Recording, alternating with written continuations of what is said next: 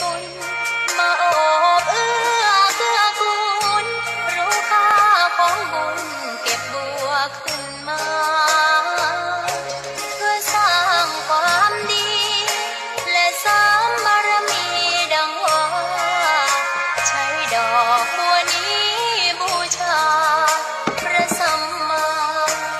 สัมพุทธองค์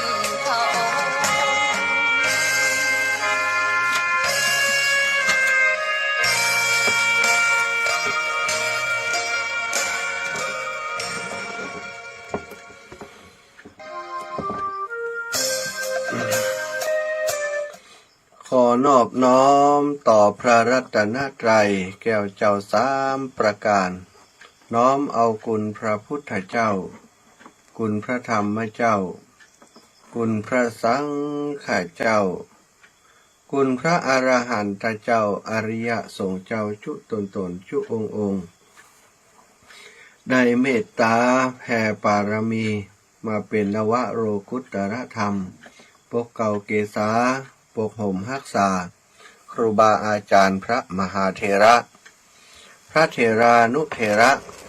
เพื่อนสหธรรมิกสหพรหมจารีทุกรูปทุกองค์ปกห่มรักษาศรัทธาสาธุชนคนดีคนเฒ่าคนแก่อีพ่ออีแม่ทั้งหลายที่ติดตามรับฟังรายการสารธรรมยามเจ้าทางสถานีวิทยุในเครือข่ายคลื่นสีขาวเพื่อชาวประชาซึ่งออกอากาศจากวัดปากทางเจริญอำเภอดอยหล่อจังหวัดเชียงใหม่โดยเมตตาปารามีของท่านพระครูอภิวัฒนวิกรมซึ่งได้เมตตามอบหมายมอบเวลาให้กับอาตมาภาพพระมหาสมชาติชาตปัญโยอุทยานธรรมพระสุนทรมุนีตำบลพระบาทอำเภอเมืองจังหวัดลำปางเป็นผู้ดำเนินรายการในช่วงเวลานี้ตี3 ถึงตี 5ศรัทธาอีป่อยอีแมททั้งหลายจะได้ตื่นขึ้นมาสดับรับฟังพระธรรมเทศนาบางท่านก็ตื่นขึ้นมาเป็นปกติแต่ว่าบางท่านนอนบ่หลับนะ มักจะสะดุ้งตื่นเวลานี้ก็เลยอาศัยเป็นเวลาที่ได้ฟังน้ำฟังธรรมไปบางผ่องถ้านอนบ่หลับหรอกกิ้งไปกิ้งมาตามันแจ้งหูมันแจ้งแต่เวลามันยังบ่ได้บ่ใจเวลาสว่างเถื่อศรัทธาญาติโยมก็นอนอยู่นอนแต่ก็นอนบ่หลับทำหือหลายคนอาจจะบ่ม่วนคิดนั่นคิดนี้ใจคิดไปสะปะสะเปดมันก็ทำให้หลายคนเครียดถ้านอนบ่หลับแต่ถ้าได้นั่งฟังธรรมะเฮียเรื่องราวนั้นๆนี้เนาะก็จะบรรเทาเบาบางไปโดยเป็นเรื่องเป็นราวไปก็เดี๋ยวก็แจ้งแล้วนะเอาละพบปะกันแล้วก็จะปาสถายปล่อยแม่ติตื่นแล้วก็ดีติดนอนอยู่ก็ดีระลึกถึงคุณพระพุทธเจ้าไหว้พระสวดมนต์ยามเจ้าด้วยกันก่อนเนาะ กราบพระพร้อมกันเน้อกราบ1พุทโธเมนาโถกราบ2ธัมโมเมนาโถกราบ3สังโฆเมนาโถอิมินาสการเรนะพุทธังอภิปูชยามิอิมินาสการเรนะธัมมังอภิปูชยามิอิมินาสการเรนะสังฆังอภิปูชยามิกราบสวากขาโตอะระหังสัมมาสัมพุทโธภะคะวาพุทธังภะคะวันตังอภิวาเทมิกราบ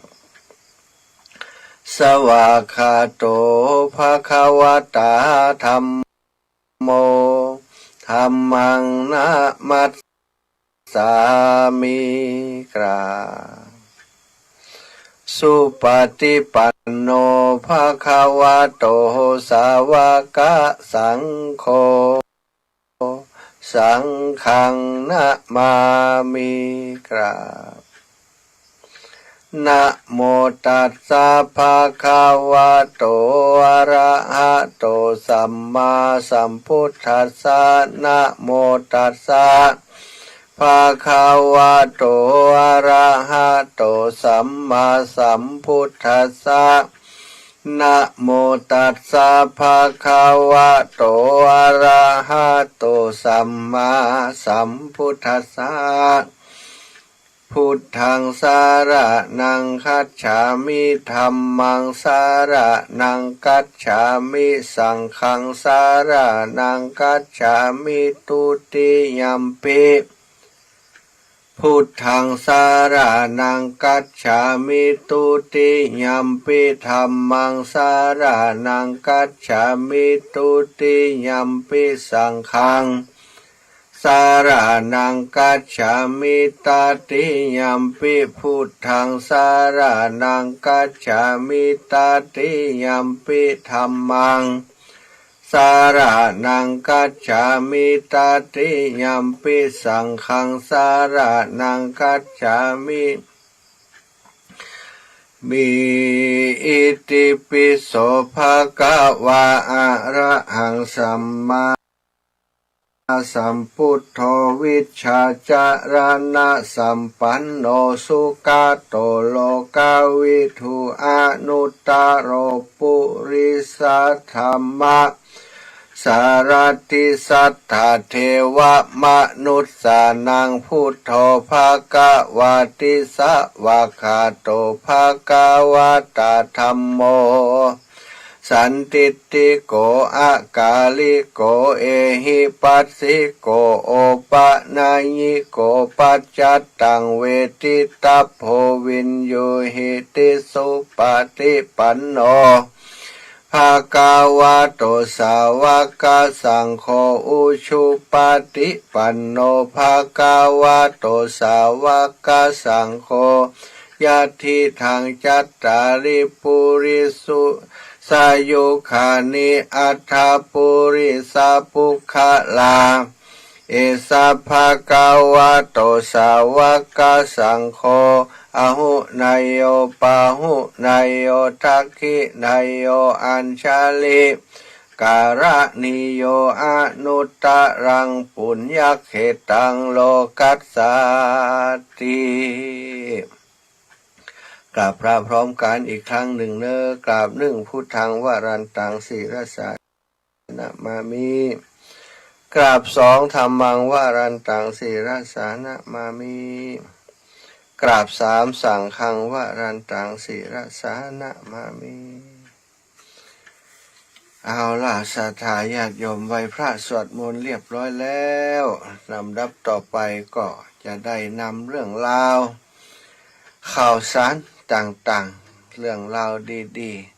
ๆมาแบ่งมาฝันกับศรัทธาญาติโยมทั้งหลายเนอะศรัทธาอีพ่ออีแม่ทั้งหลายช่วงที่ผ่านมาเป็นช่วงที่อาตมาภาพได้เดินธรรมยาตราเพื่อการศึกษาเนาะเดินธรรมยาตราเพื่อการศึกษาซึ่งหลายท่านหลายคนก็ติดตามพอช่วงที่พักไปบางคนก็อันท่านอาจารย์บ่ได้เดินแล้วก็ง่อมหาอะละนะ ง่อมหาปะจ้า อาตมานี่ง่อมหาปะจ้าศรัทธาก็คงจะง่อมหาบรรยากาศเวลาตอนเดินธุดงค์เนาะก็จะได้ถ่ายรูปให้ดูพ่องถ่ายวิดีโอให้พอพ่องจัดรายการที่สุสานที่ปุจจาให้พอพ่องหลายคนก็ติดตามเป็นภาพติชินตาก็เป็นเรื่องธรรมดาธรรมชาติศรัทธามันจบกิจกรรมแล้วก็ได้พักแต่ก็ยังมีโครงการที่จะได้ไปแอวหาศรัทธาญาติโยมอยู่เนื่องจากว่าตัวเก่าบ่มีรถจะเดินไปแอวเอาอีนะเพราะว่าศรัทธาเพิ่น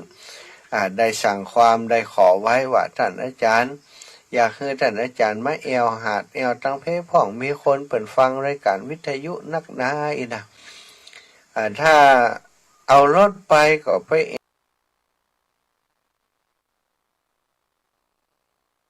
เอวหากันกำเดียวแล้วก็จะกลับแล้วเอ็นะสถาก็เลยคิดว่ามีเวลาอยู่พอสมควรในช่วงนี้เนาะเวลาก่อนจะถึงวันที่รอเตียนเข้าพรรษานี่ก็แหมประมาณเดือนกว่าน้อยๆนะวันนี้วันที่12ล่ะแต่วันหลอดเตียนคือวันที่15เดือนกรกฎาถ้าถึงวันที่15นี่ก็1เดือนเนาะฉะนั้นมีเวลาเหลือประมาณนี้อาตมาว่าจะแทรกเวลาไปติดค้างกับศรัทธาญาติโยมว่าจะเดินทางไปแล้วบ่ได้ไปสักกรรมเนี่ยจะใช้เวลาสัก10 วันซดออยแอลไปแอลหาศรัทธาญาติโยมจากนั้นก็จะมาเตรียมตัวยาวเลยเตรียมตัวในเรื่องของการหลอดเตียนยาวไปเลยเนาะก็อย่างน้อยก็มีเวลาแหมสัก15 วันก่อนจะหลอดเตียนนี่ก็อยู่ประจำพื้นที่ที่วัดตุงโป่งตำบลเมืองปานอำเภอเมืองปานจังหวัดลำปางเพื่อจะสแตนบายรอศรัทธาญาติโยมที่เพิ่นจะไปทำกิจกรรมไปตกแต่งแปลงห้างเครื่องครัวต่างๆที่จะใจหลอดเตียนช่วงที่ได้เดินธุดงค์ธรรมยตราเพื่อการศึกษาก็ได้เปิดเพลงเนี้ยศรัทธาญาติโยมเพลงชีวิตของพระธุดงค์เนาะจนวันเดียวนี้ศรัทธาว่าเพลงนี้มันม่วน ท่านอาจารย์นั้นเอาเปิดเข้ารายการทุกวันเลยนะก็คงจะเป็นบางวันศรัทธาญาติโยมบางช่วงบางเวลาก็อาจจะมีเรื่องราวอื่นๆที่จะได้มาพระจ๋าก็จะเปิดเพลงนำรายการเกี่ยวกับเรื่องนั้นๆเนาะถึงเรื่องของการธุดงค์ธรรมยตราศรัทธาหรือว่าการธุดงค์ของพระสงฆ์องค์สังฆเจ้าทั่วไปก็จะมีแบบเบ้านะแบบเบ้าแบบอย่างแต่ละอย่างเนี่ยแต่ละรูปแต่ละองค์ก็แตกต่างกันไปละบางบางองค์อธิษฐานธุดงควัตรที่เคร่งครัด13ประการไปเลย13ประการอธิษฐานธุดงควัตรบางรูปบางองค์ก็บัดอธิษฐานนัก3-4ก็มี7ก็มีนะ10ก็มีแล้วแต่ไผเลยเนาะซึ่งอาตมาเองก็เช่นเดียวกันนะศรัทธาบัดได้อธิษฐานทั้งหมดซึ่งถ้าอธิษฐานทั้งหมดนี้มันมีเป็นเรียกว่ามันมีกิจกรรมที่อุกฤษหลายอย่างที่เขาจะต้องทำให้ได้ปฏิบัติให้ได้เขาก็มาดูเอาว่าอันกิจกรรมส่วนใดหรือว่าธุดงควัตรส่วนใดที่เขาบ่สามารถจะทำได้เตื้อเขาก็ทำเฉพาะส่วนที่เขาทำได้ซึ่งเมื่อทำอธิษฐานธุดงควัตรทุกครั้งนี่จะเกิดถึงจะระลึกถึงพระภิกษุรูปหนึ่งซึ่งพระพุทธองค์ได้ทรงสรรเสริญว่าเป็นสุดยอดของพระสงฆ์ที่เจริญธุดงควัตรนั่นก็คือพระมหากัสสปะเถระเจ้าซึ่งพระเถระองค์นี้นั้นศรัทธามีประวัติที่บัดธรรมดานะได้เกิดร่วมสมัยกับพระสัมมาสัมพุทธเจ้าเกิดมาพบพระพุทธเจ้านี้หลายพระองค์ด้วยกันแล้วก็ท่านเจ้านี้เคยอธิษฐานไม่ก็อธิษฐานเพื่อจะเป็นพระสัมมาสัมพุทธเจ้าด้วยซ้ำไปเช่นเดียวกับพระพุทธองค์ของเฮาแล้วก็เช่นเดียวกับพระศรีอริยเมตไตรศรัทธาญาติโยมเปิ้นก็ได้อธิษฐานเพื่อจะได้สร้างบารมีเป็นพระพุทธเจ้าแต่ต่อเมื่อท่านเจ้าได้หันอรหันตสาวกของพระพุทธเจ้าในสมัยของพระพุทธเจ้าพระองค์หนึ่งเกิดศรัทธาเลื่อมใส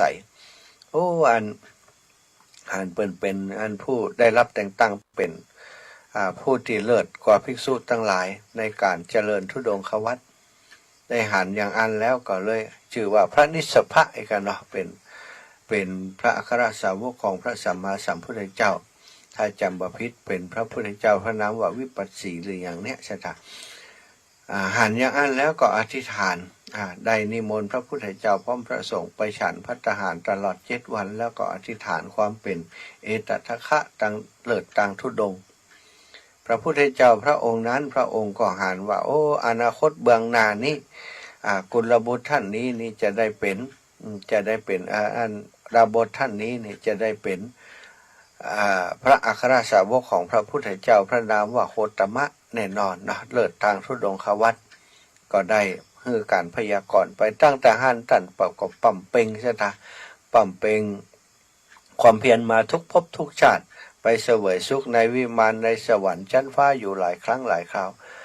ชาติสุดท้ายก่อนที่จะมาเกิดเป็นปิภริมานพหรือว่ามาเป็นพระมหากัสสปะนี้สถาญาติโยมท่านก็ได้เกิดในสมัยของพระเจ้าพระปัจเจกพุทธเจ้าเนาะพระปัจเจกพุทธเจ้าในสมัยนั้นบ่มีพระพุทธเจ้าเสถาในซึ่งว่างจากพระพุทธเจ้าว่างจากพระพุทธเจ้าในสมัยนั้นท่านเจ้าได้เกิดเป็นตระกูลอำมาตย์มีในตระกูลอำมาตย์ภริยาของท่านนี่ก็เกิดเป็นราชธิดานะอยู่ในตระกูลอำมาตย์เมื่อเกิดในตระกูลอำมาตย์แล้วนะก็ได้ศึกษาห้ำเฮียนในเรื่องของ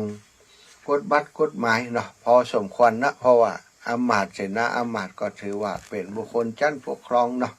ท่านก็ได้ศึกษาเราเรียนในเรื่องของ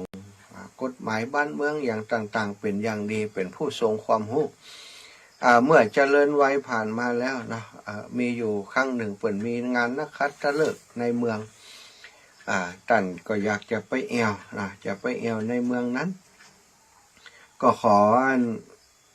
คุณแม่ว่าแม่ขอผ้าผมใครได้ผ้าใหม่หนุ่งไปแอวนางงานนักขัตฤกษ์นี้แม่มีผ้าใหม่ๆเก็บไว้ก่อนผู้เป็นแม่เป็นมารดาของท่านก็ได้เอาผ้ามาให้เลือกเลือกผืนใดก็บ่ดีบ่งามมันหยาบไปเนื้อบ่ใจนี่นะบ่ใจแม่ก็เลยบอกละเอียดอย่างดีก็มีอยู่ในวังเหมือนกันของพระราชาเท่านั้นจะละเอียดกว่านี้ถ้าอู้ถึงเสนาอำมาตย์ชนชั้นเศรษฐีแล้วก็เฮาก็ถือว่าเป็นเศรษฐีเป็นชนชั้นผู้ใหญ่ก็มีของที่มีละเอียดประมาณเนี้ยนะลูกบ่าวก็เป็นอย่างอันแม่นะแกก็เดินเข้าเมืองไปก็ไปนอนที่บรรณศาลาแห่งหนึ่งในราชอุทยานนอนอยู่ฮะวันนั้นก็ปรากฏว่าเป็นวันที่7นะของหลังจากถวายพระเพลิงศพพระเจ้าแผ่นดินพระราชสีแล้วพวกอำมาตย์ทั้งหลายก็มานั่งคุยกันที่พระลานหลวงปรึกษากันว่าพระราชาของเฮามีพระราชธิดาอยู่องค์เดียวบ่มีพระโอรสราชสมบัติที่บ่มีพระราชาก็จะพินาศไปไผโน้จะมาเป็นพระราชาแล้วก็โอ้กันเกี่ยงกันไปเกี่ยงกันมาหมอนั้นก็ว่าท่านเป็นปะหมอนั้นก็ว่าท่านเป็นปะท่านจะไปว่าอย่างอันขี้ขากจะขึ้นหัวเฮานี่เป็นข้าทาสรับใช้ได้เท่านั้นจะมาเป็นพระราชาได้อย่างใดเฮามีบารมีนะปุโรหิตก็กล่าวว่าพวกเฮาทั้งหลายจงปล่อยรถพวงดอกไม้คือพุทธรถนะรถพวงดอกไม้เรียกว่าพุทธรถประดับด้วยดอกไม้เพื่อเป็นการเสี่ยงทายพระราชาองค์ใหม่จากนั้นอำมาตย์ทั้งหลายก็จัดรถเทียมโดยม้าสินทบ4 ตัววางเครื่องราชกุฏภัณฑ์5 อย่างพร้อมโดยเฉวตชัดไปบนพุทธรถนั้นแล้วปล่อยรถนั้นคือม้าปลาวิ่งไปบ่มีคนนั่งไปโดยสถานญาติโยมทั้งหลายแต่ว่ามีคนประโคมดนตรีตามหลังไปรถออกทางประตูด้านทิศตะวันออกมุ่งไปทางอุทยานอำมาตย์บางคนต้องการจะให้ม้าเปลี่ยนทิศคิดว่ามันวิ่งไปตามปกติที่คุ้นเคยปกติมันไปทางนั้นกับพระราชาอยู่แล้วสถานแต่ปุโรหิตก็บอกบ่ต้องเกิดมันปล่อยมันไปตามนั้นนะรถก็วิ่งไปแล้วก็ไปทำประทักษิณณที่ลูกบ่าวของท่านอมาตย์นั้นนอนอยู่ตรงนั้นปุโรหิตก็ได้ออกมาเดินเข้าไปพอเลิกชายผ้าที่นายคนนั้นนอนอยู่นั้นก็ดูเปิดเลิกชายผ้าพอพื้นเท้าหันแล้วก็กล่าวว่าบุคคลผู้นี้เป็นผู้มีบุญทวีปนี้จงยกไว้คนผู้นี้สมควรจะครอง ราชสมบัติในมหาทวีปทั้งสี่มีทวีปน้อย2 ปันเป็นบริวารแล้วสั่งให้ประโคมดนตรี3 ครั้งลำดับนั้นหนุ่มผู้นั้นก็เปิดหน้ามามองดูพังและกล่าวว่าท่านทั้งหลายป้ากันมาเนี่ยอย่างนี้นะพวกอมาตย์ก็กล่าวว่าข้าแต่สมุติเทพราชสมบัติถึงแก่พระองค์แล้วเขาก็ถามว่าแล้วพระราชาของพวกท่านไปไหนล่ะเสนาอมาตย์ทั้งหลายก็ตอบว่าเสด็จไปสู่ความเป็นเทวดาแล้วพระเจ้าค่ะและทรงมีแต่พระราชธิดาเท่านั้นพระเจ้าค่ะเขาก็กล่าวว่าถ้าอย่างนั้นเราจะครองราชสมบัติพวกอมาตย์ได้จัดสร้างปลำสำหรับอภิเษกในอุทยานนั้นแล้วเฮอพระราชธิดาทรงประดับโดยเครื่องแต่งกายงดงามเชิญเสด็จไปที่อุทยานเพื่อจะทำการอภิเษกอมาตย์ทั้งหลายก็นำผ้าราคา100,000เข้าไปให้เขาแต่งตัวเขารับแล้วกล่าวว่าโอ้ผ้านี้เนื้อหยาบเบาพวกเสนาอามาตย์ก็ทูลว่าในบรรดาผ้าที่ใช้สอยของมนุษย์ผ้าที่เนื้อนุ่มกว่านี้บ่มีแล้วท่านถามว่าพระราชาของพวกท่านนุ่งผ้าเช่นนี้หรือคนทั้งหลายก็ทูลว่าใช่แล้วพระเจ้าค่ะเขาก็เลยกล่าวว่าพระราชาของพวกท่านหันจะบ่มีบุญแล้วตัวของเขาก็ได้นำพระสุวรรณพิงคารมาแล้วเสด็จลุกขึ้นล้างพระหัตถ์บ้วนพระโอษฐ์แล้วก็ใจพระหัตถ์วักน้ำมาประพรมไปทางทิศตะวันออกก็เกิดต้นกัลปพฤกษ์8 ต้นพุทธแฉกแผ่นดินขึ้นมาแล้วก็ทรงประพรมน้ำไปทางทิศตะวันตกทิศเหนือทิศใต้นะถึง4 ทิศสถาก็เกิดต้นกัลปพฤกษ์ขึ้นทิศละ8 ต้นรวมแล้ว32 ต้นแล้วก็มีผ้าผ่อนคว้าใบของใจต่างๆนะติกวนแก่พระราชากวนแก่คนทั้งหลายอยู่ที่ต้นกัลปพฤกษ์นั้นตัวของเขาก็นุ่งผ้าทิพย์ผืนหนึ่งห่มผ้าผืนหนึ่งแล้วก็สั่งว่าท่านทั้งหลายจงตีกลองร้องเปล่าออกไปว่าในแว่นแคว้นของพระเจ้านันทราชนี้พวกสตรีตีกอได้ยั่งเลยบัดต้องกอได้แล้วเพราะว่าผ้ามีเพียงพอกับทุกคนในแว่นแคว้นนี้แล้วเฮยยกชัดเสด็จขึ้นบนคอช้างจากนั้นก็เสด็จเข้าสู่พระนครเข้าสู่ปราสาทเสวยราชสมบัติสถาญาติโยมทั้งหลายอันนี้ลักษณะของคนมีบุญท่านมหากัสสปะเมื่อเกิดในยุคนั้นในสมัยนั้นโอ้ท่านมีบุญถึงขนาดนี้นะบุญเป็นพระเจ้าจักรพรรดิเนาะบุญใดที่ได้สร้างสมอบรมไว้ทราบว่าในอดีตสมัยก่อนจากชาตินั้นเนี่ยท่านได้เป็นผู้ร่วมกับคนทั้งหลายศรัทธาญาติโยมทั้งหลายอันช่วยกันนะช่วยกันแปลงช่วยกันแปลงเจดีย์เนาะก่อเจดีย์ในสมัยพระพุทธเจ้ากัสสปะนะแล้วก็ภรรยาของท่านนี้ก็ได้ร่วมตัวในการก่อเจดีย์ครั้งนั้นนะศรัทธาญาติโยมพระราชาเมื่อกับพระเทวีเมื่อทอดพระเนตรพระราชสมบัติของพระราชาแล้วทรงเกิดพระกรุณาว่าโอ้น่าสงสารหนอท่านผู้มีตบะพระราชาก็ตรัสถามว่าเธอพูดอะไรอย่างก็นี่พระนางก็บอกว่าสมบัติของพระองค์นี้ยิ่งใหญ่นักผลแห่งกรรมดีที่พระองค์ทรงเชื่อพระพุทธเจ้าทั้งหลายในอดีตแล้วทรงได้กระทำไว้แต่อดีตแต่เดี๋ยวนี้พระองค์บ่ได้ทรงกระทำบุญอันเป็นปัจจัยแห่งอนาคตอันนี้คือบุญเก่าแต่บุญใหม่เฮาบ่ได้ทำกันพระราชาก็เลยตรัสถามว่าเฮาจะฮื้อทานแก่ไผคนที่มีศีลก็บ่มีพระราชเทวีก็ทูลว่าชมพูทวีปว่าเกยว่างจากพระอรหันต์ทั้งหลายขอพระองค์จงเตรียมตานไว้หม่อมฉันจะอัญเชิญพระอรหันต์แล้วพระนางก็ได้อัญเชิญพระอรหันต์โดยอธิษฐานพระอรหันต์ทั้งหลายมีอยู่ในทิศนี้พรุ่งนี้ขอจงมาฮับเอาของพวกของข้าพเจ้าโดยเถิดสตา ทำอย่างอันอยู่2-3 วันจนสุดท้ายเนาะจนสุดท้ายก็มีพระมหาปฐุมปัจเจกพุทธเจ้าได้รับนิมนต์ซึ่งพระมหาปฐุมปัจเจกพุทธเจ้านี้มีน้องแหม499 องค์รวมกับท่านเป็น500 องค์นะเสถาทั้งหมดเป็นโอรสที่เกิดในดอกบัวของนางปฐุมวดีพำนักอยู่ในหิมวันตประเทศท่านทราบการนิมนต์แล้วเรียกพระปัจเจกพุทธเจ้าผู้เป็นน้องชายทั้งหมดมากล่าวว่าท่านผู้นิรทุกข์ทั้งหลายพระเจ้านันทราชได้นิมนต์ท่านทั้งหลายพวก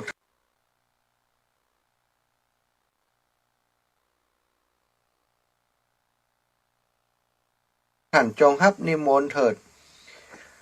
ทุกท่านรับนิมนต์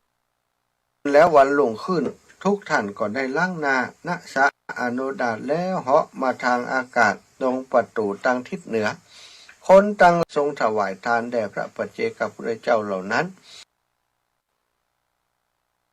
เสร็จแล้วพระราชาและพระเทวีได้ตรัสนิมนต์ให้พวกท่านอยู่ประจำในราชอุทยานจนจะสิ้นอายุเมื่อพวกท่านทั้งพระปัจเจกพุทธเจ้าทั้งหลายรับนิมนต์แล้วจึงทรงให้ล้างบรรณสัตว์ถวายแด่พระปัจเจกพุทธเจ้าทั้งหลายต่อมาที่ปัจจันตชนบทมีผู้ก่อการจลาจลขึ้นพระราชาก็ตัดสินใจไปปราบจลาจลก็สั่งความต่อพระนางพระชายาพระมเหสีไว้ว่าเธอจงดูแลพระปัจเจกพุทธเจ้านี้ให้ดีเนอะตลอดที่เปิ้นอยู่ในราชอุทยานของเฮานี่ไม่ทัดจากกับพุทธเจ้าทั้งหลายก็ได้ปรินิพพานก่อนปรินิพพานพระมหาปฐุมปัจเจกพุทธเจ้าได้เข้าฌานอยู่ตลอดคืนเมื่ออรุณรุ่งขึ้น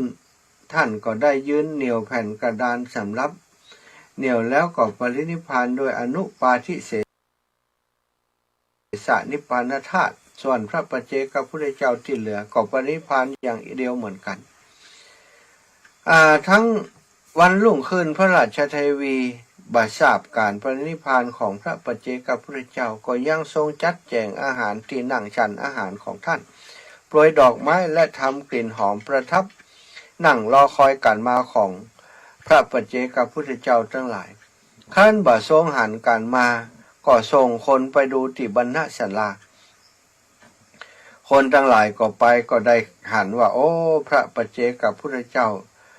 ได้ปรินิพพานไปเสียแล้วเนาะก็ได้มาแจ้งแก่พระเทวีพระเทวีพอได้ทราบก็ทรงกันแสงไข่คร่ำครวญแล้วก็เสด็จออกที่บรรณศาลาในพระราชอุทยานพร้อมกับชาวเมืองทั้งหลายทรงเล่นสาธุกีฬาต่างๆที่ดีเนาะแล้วทรงทำการชาปนกิจสรีระของท่านจากนั้นก็ได้เก็บพระธาตุทั้งหลายมาบรรจุไว้ในเจดีย์พระราชาทรงปราบชายแดนสงบเรียบร้อยแล้วก็เสด็จกลับมาทรงทราบการปรินิพพานก่อนเข้าพระนครจากพระราชเทวีก็ทรงดำริว่าโอ้ความตายยังเกิดแก่บัณฑิตทั้งหลายหันปานนี้การพ้นจากความตายจะมีแก่พวกเฮาที่ไหนเนาะจากนั้นก็รีบเสด็จเข้าไปในพระราชอุทยานตรัสเรียกพระโอรสพระองค์โตมาจากนั้นพระองค์ก็ทรงมอบราชสมบัติให้แก่พระโอรสแล้วทรงผนวดเป็นสมณะโดยพระองค์เองฝ่ายพระราชเทวีก็ทรงผนวดอย่างนั้นโดยเหมือนกันแล้วก็ทรงประทับอยู่ในพระราชอุทยานบำเพ็ญฌานให้เกิดแล้วก็ทั้งสองก็ไปเกิดบนสวรรค์บนเกิดในพรหมโลกสวรรค์มี6 ชั้นเนาะแล้วก็อันนี้เพิ่นเกิดเลยสวรรค์ไปเกิดในชั้นพรหมโลกชาติสุดท้ายนี่ผู้เป็นพระราชาได้เกิดมาเป็นได้เกิดมาเป็นพริพริมานพเมื่อสมัยพระพุทธเจ้าโคตมะของเฮาเสด็จอุบัติขึ้นในโลกหมายถึงประสูติตรัสรู้เนาะ ทรงประกาศพระธรรมจักรอันบวรแล้วเสด็จถึงนครราชคฤห์ทรงอาศัยอยู่ตามลำดับอดีตพระเจ้านันทราชนั้นจุติจากพรหมโลกเกิดในครรภ์ภรรยาของกบิลพราหมณ์ในหมู่บ้านพราหมณ์ชื่อว่ามหาติถะใกล้กรุงราชคฤห์แคว้นมคธตลอดคลอดแล้วบิดามารดาตั้งชื่อว่าปิพรินะถ้าเป็นตามเรื่องนี้พระมหากัสสปะก็จะมีอายุน้อยกว่าพระพุทธเจ้าถึง29 ปี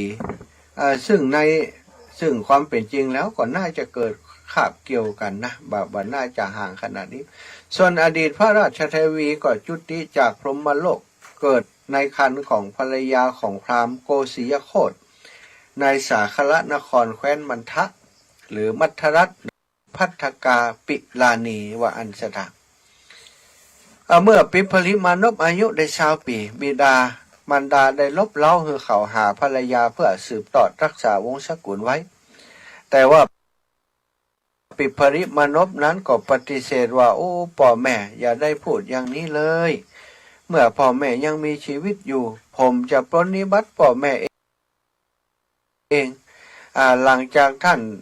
ตายแล้วผมก็จะออกบวชผมบอกผมมีความต้องการที่จะมีครอบครัวเนอะอีพ่ออีแม่แต่รบเร้าเรื่องการคือพวกท่านเลิกพูดเรื่องนี้เสียทีเขาเลยได้ฮ้องช่างทองมามอบทองแท่งฮือไป1,000 แท่งขอฮือทำทองเป็นรูปสตรีพวกช่างทองทำทองเป็นรูปสตรี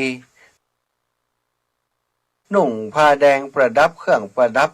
ต่างๆสมบูรณ์งดงามมามอบให้กับเขาก็นำมันตุ๊กตาทองนั้นมามอบให้มารดาดูชม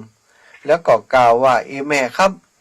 หากแม่จะหาสตรีที่มีความงามอย่างรูปทองนี่มาได้ผมก็จะแต่งงานอยู่ครองเรือนหากหาบ่ได้ผมก็จะบ่แต่งงานว่าอันโอ้นางพรหมณีเนี่ยเป็นบัณฑิตเป็นผู้รู้เหมือนกันชะตาคิดว่าโอ้ลูกของเฮาคงเป็นคนที่มีบุญ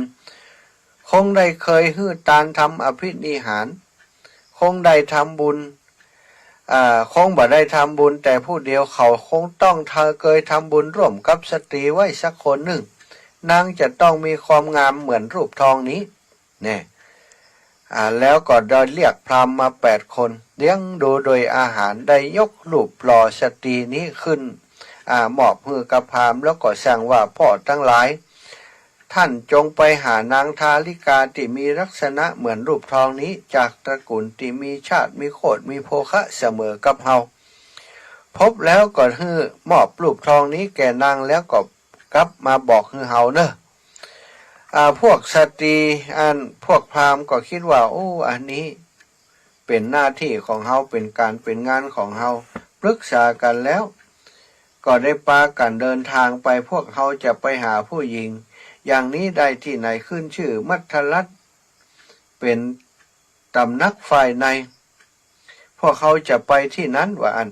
แล้วก็ปากันไปที่สาคละนครแคว้นมันทะไปถึงท่าน้ำในนครนั้นก็ได้นำรูปทองไว้บริเวณท่าน้ำแล้วปากันนั่งพักผ่อนอยู่วันนั้นแม่นมของนางพัทธกาปิลานีอาบน้ำแต่งตัวให้นายสาวแล้วตนเองก็ไปยังท่าน้ำเพื่อจะอาบน้ำเมื่อเดินไปถึงท่าน้ำก็ได้หันรูปทองนั้นแล้วก็จึงไอ้อย่างนี้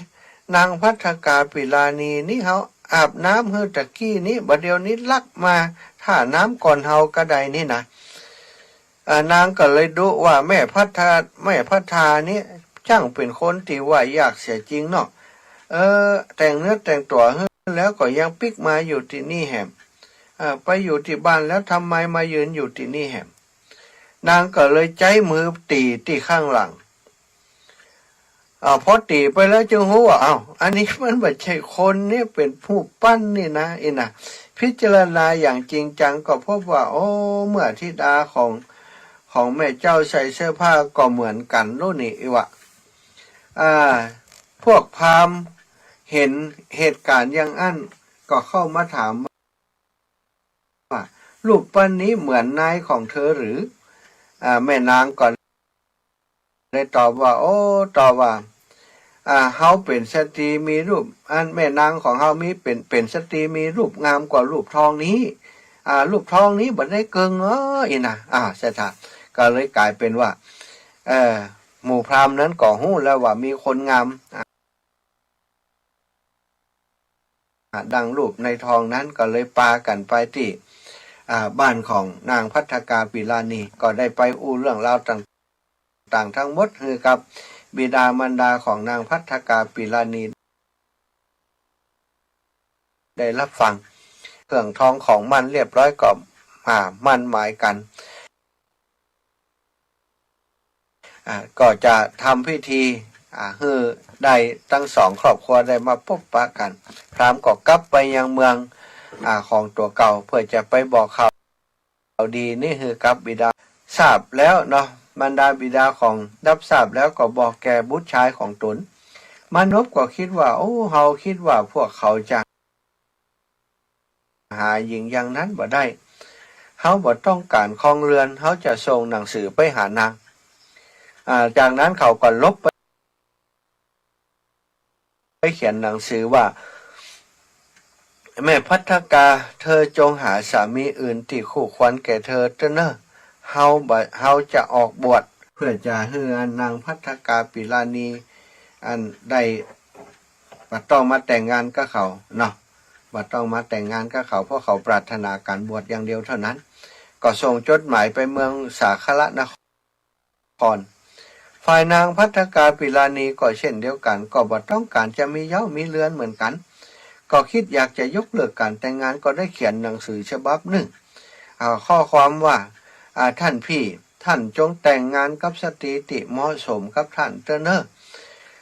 ตัวของเฮานี้คิดว่าวันหนึ่งเฮาจะออกบวชท่านจะได้บ่ต้องร้อนใจภายหลังข้อความในจดหมายเหมือนกันใช่ไหมคนที่อยู่ในพรหมโลกแล้วเนี่ยคือมีฌานสมาบัติแล้วบ่มีกิเลสตัณหาราคะอยู่ในใจแห่งแล้วนะใช่ไหมในอดีตชาติเป็นอยู่พรหมโลกแล้วนี่พอมาเกิดมนุษย์โลกนี้บ่ได้ต้องการปรารถนาในราคะตัณหาแห่งแล้วต้องการปรารถนาแต่จะบวชอย่างเดียวใช่ไหมคนนำหนังสือทั้งสองฝ่ายก็เดินทางไปคนหนึ่งจะไปสาคละนครคนหนึ่งก็จะเดินมาแห่งเมืองหนึ่งมาปะกันกลางต่างใช่ไหมพวกของนางภัททกาก็ถามว่าพวกท่านจะไปไหนเขาก็ตอบว่าโอ้ได้นำหนังสือนี้จะไปบ้านของนางภัททกาปิลานีว่าพวกของปิพลิมานพก็ถามพวกนั้นก็บอกว่าโอ้เพิ่นจะเอาหนังสือไปส่งให้แก่ปิพลิมานพว่าฮู้ว่าพวกของตนมีภารกิจอันเดียวกันก็เลยว่าเอาอย่างอีกเฮาแลกหนังสือกันเนาะแต่ก่อนจะแลกอ่านคอเนื้อหาเฮกำก่อนอีเนาะก็ได้อ่านพอเนื้อหาในหั่นก็ปรากฏว่าเป็นเนื้อหาที่ต่างคนต่างต้องการจะแต่งงานจะหมู่ข้าทาสบริวารคนใจนั่นก็คิดว่าอย่างอีนี่บัดถ้าอย่างอันนี้ทรัพย์สมบัติของเจ้านายเฮาก็จะด้วนไปกะเอาจ่วยกันเขียนจดหมายให้ใหม่ก็แต่งพรรณนาจดหมายให้ใหม่สถาญาติโยมจดพรรณนาจดหมายนั้นว่าอันต่างคนต่างฮักกันอย่างนี้กะเนาะคนหนังสือนั้นพวกตนก็มีพลังได้ฉีกจดหมายอ่านแล้วจากนั้นก็นำหนังสือพรรณนาถึงความรักความสุขในการครองเรือนแก่กันแล้วก็เอาหนังสือไปส่งให้จึงมีการแต่งงานกันขึ้นตามเรื่องเนาะในวันที่ทั้งสองได้สมรสกันในคืนนั้นปิพลิมานพได้มอบดอกไม้พวงหนึ่งแก่นางภัททกาปิลานีนางเองก็ได้นำดอกไม้เหล่านั้นวางไว้ที่กลางที่นอน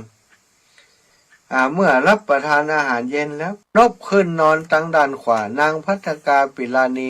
ก็ขึ้นนอนทางด้านซ้ายตกลงกัน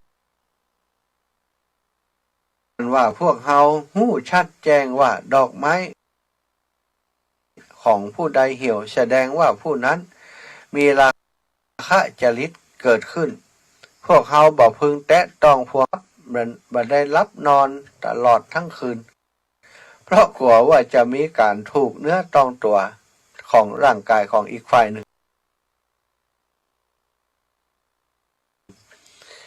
ถึงเวลากลางวันทั้งสองก็มียิ้มแย้มหรือเล่นหัวบอกมีทั้งสองคน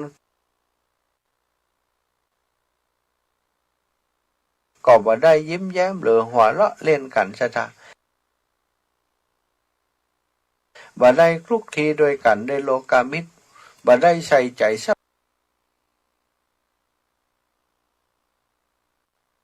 ย์สินต่างๆตลอดเวลาที่มันต่อเมื่อบิดามารดาของทั้งสองของเขาได้เสียชีวิตแล้วมานพจึงได้สนใจตรวจดูทรัพย์สมบัติตอนที่พ่อแม่มีชีวิตอยู่บ่ได้สนใจตรวจดูทรัพย์สมบัติเลยเมื่อพ่อแม่ตายแล้วก็เลยตรวจดูทรัพย์สมบัติท่านก็ว่าเฉพาะจุลทองคำที่เป็นผงใจคัดถูร่างกายแล้วล้างทิ้งก็มีมากถึงเท่าเมืองอนุราธปุระเมืองหลวงลังกาสมัยโบราณมีพลจ้าง14กองพลม้า14กองพลรถ14กองโอ้ทรัพย์สินนักหนามหาศาลวันหนึ่งมานพก็ขี่ม้าตัวที่ประดับแล้วมีบริวารแวดล้อมไปยังท้องนาเขายืนอยู่ที่ปลายนามองหันพวกนกต่างๆจิกกินสัตว์ในดินและเนื้อดินเช่นไส้เดือนเป็นต้นจึงถามคนงานว่าพ่อทั้งหลายนกเหล่านี้กินอะไรอย่างอยู่เขาก็ตอบว่ากินไส้เดือนอยู่โอ้ถ้าบาปถามว่าบาปที่พวกนกทำจะมีแก่ไผคนทั้งหลายก็ตอบว่าโอ้จะมีแก่ท่านผู้เป็นใหญ่ในดินผืนนี้กับท่านเขาก็คิดว่าถ้าบาปที่นกเหล่านี้ทำมีแก่เฮาแล้วแล้วก็ทรัพย์87โกฏจะทำอะไรอย่างแก่เฮาได้การงาน12โยชน์จะทำอะไรอย่างแก่เฮาได้บึงติดเครื่องยนต์จะทำอะไรอย่างแก่เฮาได้เขาจะมอบสมบัตินี้คือแก่นางภัทกาปิลานีแล้วเขาจะบวชโอ้พอหันนั่นชัดอันของเปิ้นกินนั่นนะเปิ้นก็คิดว่าบาปกรรมจะตกที่ไผอย่างอีเป็นต้นซะทักฝ่ายนางภัทกาปิลานีก็หว่านเมล็ดงา3 หม้อลงในไร่นางก็หันนกบินลงมากินแมลงตั้งหลายนางก็คิดอย่างเดียวกันกับอันปิผลิมานพก็คิดว่าโอ้ประโยชน์ในการอยู่ครองเรือนบ่มีแล้วเขาจะละสมบัตินี้เขาจะออกบวชเขาจะมอบสมบัตินี้คือกับพระลูกเจ้าของเขาเหี่ยเขาจะไปบวชแล้วเย็นวันนั้นปิผลิมานพอาบน้ำพึงขึ้นปราสาทนั่งบนที่นั่งอันมีกาลแล้วบริวารก็นำอาหารที่เหมาะสมมามอบเพื่อกินนะขั้นกินข้าวแล้วมานพก็ถามว่าเนี่ยแม่นางภัทกาปิลานีเมื่อเธอมาในเรือนนี้นำทรัพย์สมบัติติดตัวมาเท่าใดนางก็ตอบว่า55,000 เล่มเกวียนเจ้าค่ะมานพก็ตอบว่าทรัพย์ทั้งหมดนั้นของเธอและทรัพย์ของเฮาอีก87โกฏในเรือนนี้และทรัพย์ภายนอกเรือนเช่นบึง60แห่งเป็นต้นเฮาขอมอบเพื่อแก่เธอเนอะนางก็ถามว่าแล้วท่านจะไปไหนล่ะมานพก็ตอบว่าเฮาจะไปบวชนางภัทกาปิลานีก็เลยว่าโอ้ข้าแต่ท่านตัวดิฉันเองก็นั่งคอยตันมาอยู่เนี่ยเพื่อจะบอกว่าดิฉันก็จะบวชแปลกเหมือนกันชะตาตั้งใจเหมือนกันคนมีศีลมีธรรมเสมอกันเป็นอย่างอี้เนาะต่างคนต่างตั้งใจจะบวชต่างคนต่างตั้งใจจะมอบทรัพย์มือแก่กันขณะนั้นภพทั้ง3กรรมภพรูปภพอรูปภพปรากฏแก่คนทั้งสองเหมือนกุฏิไม้ใบไม้ถูกไฟลุกไหม้ทั้งสองกล่าวว่าเฮาทั้งสองจะบวชซื้อฟ้าย้อมฝาดและบาดดินเข้ามาฮื้อแล้วก็โป่งผมฮื้อกันและกันตั้งใจว่าพระอรหันต์เราใดมีอยู่ในโลกเฮาทั้งสองจะบวชอุทิศพระอรหันต์เหล่านั้นบวชแล้วทั้งสองก็ใส่บาตรใส่เอาบาตรบวชแล้วใส่บาตรในถุงคล้องถุงตีไหลแล้วก็ลงจากปราสาท บ่มีธาตุและกรรมการหมู่บ้านธาตุเคยกับอาการท่าทางว่าโอ้อันนี้เจ้านายของเฮาโลนี้จะได้บ่เดียวเพิ่นจะไปบวชอย่างใดนี่เนาะก็เลยให้กันแล้วก็บ่ฆ่าแต่เจ้าเหตุใดท่านทั้งสองจึงกระทำให้พวกเขาเป็นคนอนาถาไร้ที่พึ่งปิพลิมานพก็บอกว่าโอ้นี่แน่ท่านทั้งหลายเฮาทั้งสองบวชเพราะหันว่าพบทั้งสามประดุจศาลาใบไม้ถูกไฟลุกไหม้แล้วถ้าเฮาจะทำท่านทั้งหลายแต่ละคนเป็นไทยแล้วก็แม้100 ปีก็บ่เพียงพอพวกท่านจงพ้นจากความเป็นทาสให้เป็นไทยแก่ตนได้เลี้ยงตัวเองด้วยตัวเองเถิดบ่ต้องเป็นทาสต่อไปแห่มแล้วนบเดินนำหน้านางภัททกาไประยะหนึ่งก็หันกลับมามองดูคิดว่านางภัททกาปิลานีนี้เป็นแม่หญิงที่มีค่าคู่ควรแก่ชีวิตเฮาทั้งสองนี้แม้บวชแล้วก็ยังอยู่ห่างกันบ่ได้บ่สมควรเลยคนที่คิดเช่นนั้นจะพึงทำอบายหรือว่าทุกขติฮื้อเต็มกับคนที่คิดอย่างนั้นก็จะเป็นบาปใช่ไหมเมื่อเดินไปถึงทางสองแพร่งก็เลยหยุดอยู่นางภัททกาก็ตามมาข้างหลังไวแล้วก็ยืนอยู่มานพก็กล่าวว่านี่แน่แม่นางภัททาคนทั่วไปหันหญิงเช่นเจ้าเดินมาข้างหลังเฮาอาจจะมีจิตคิดประทุษร้ายในพวกเฮาว่าแม้บวชแล้วก็บ่อาจจะห่างกันได้พวกเขาจะทำอบายให้เต็มจะเป็นบาปตอนนี้เฮาอยู่ทางสองแพร่งเจ้าจงเลือกทางหนึ่งเฮาก็จะไป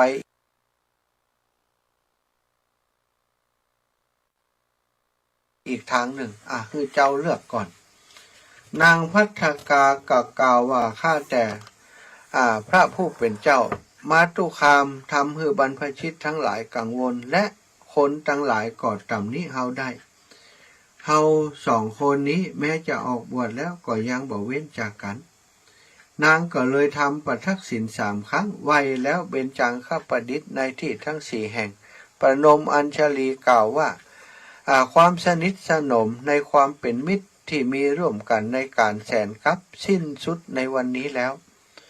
ตัวท่านเป็นพี่ชายที่ชื่อว่าเบื้องผู้ชายที่ชื่อว่าเบื้องขวาท่านจงไปทางขวาเฮาชื่อว่ามาตุคามเป็นสตรีชื่อว่าเบื้องซ้ายทางซ้ายย่อมควรแก่ดิฉันนางก็ไหวแล้วต่างคนก็ต่างเดินจากกันไปครั้งนั้นมหาปัทภีได้ไหววันไหวสะทันสะเทือนปานว่าป่านจะกล่าวว่าแม้เราจะสามารถรองรับขุนเขาในจักรวาลและเขาสิเนลุเป็นต้นได้แต่บ่สามารถจะรองรับคุณทั้งหลายของคนทั้งสองได้แล้วเป็นเหมือนเกิดสายฟ้าฟาดอยู่ในกลางอากาศคุณเขาในจักรวาลก็บรรลือลั่นขณะที่2 คนเปิ่นแยกต่างจากกันนี้เกิดมหาปัทภีได้สั่นสะเทือนเกิดขึ้นว่าอันสถานพระพุทธองค์ขณะนั้นพระสัมมาสัมพุทธเจ้าประทับนั่งอยู่ในพระคันธกุฏีภายในพระวิหารเวรุวันทรงสดับเสียงแห่งแผ่นดินไหวแล้วทรงลำพึงว่าโอ้มหาปัทภีได้ไหวเพราะเหตุอะไรอย่างน้อ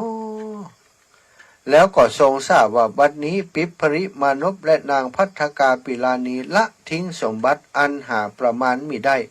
ออกมาบวชอุทิศเพื่อเฮากำลังคุณงามความดีของคนทั้งสองนั้นเมื่อแยกจากการทำให้แผ่นดินไหวเฮาควรไปทำการสงเคราะห์แก่คนทั้งสองนี้พระองค์จึงเสด็จจากพระคันธกุฏี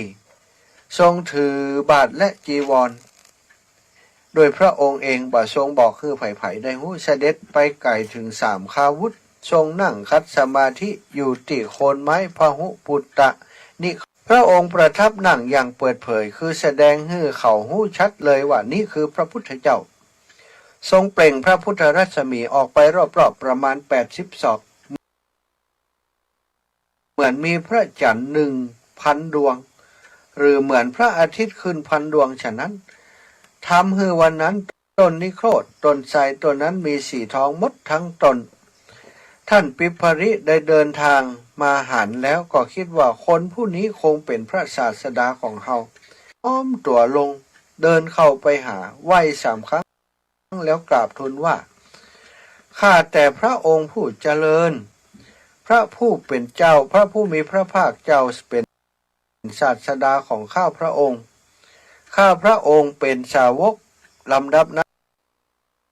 นพระผู้มีพระภาคเจ้าก็ตรัสว่าดูก่อนกัสสปะถ้าเธอทำควา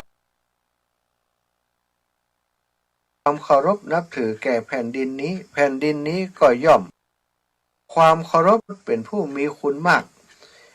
ก็บ่อาจจะทำแม้คนของเฮาฮื้อไหวได้กัสสปะเธอจงนั่งลงเฮาจะฮื้อทรัพย์มรดกแก่เธอแล้วพระพุทธองค์ก็ทรงฮื้อโอวาทแก่แก่ปิภริมานพข้อความว่าเธอพึงตปะอย่างแรงกล้าในอันที่จะเข้าไปอวกะและผู้มัชชิมะผู้ปานกลาง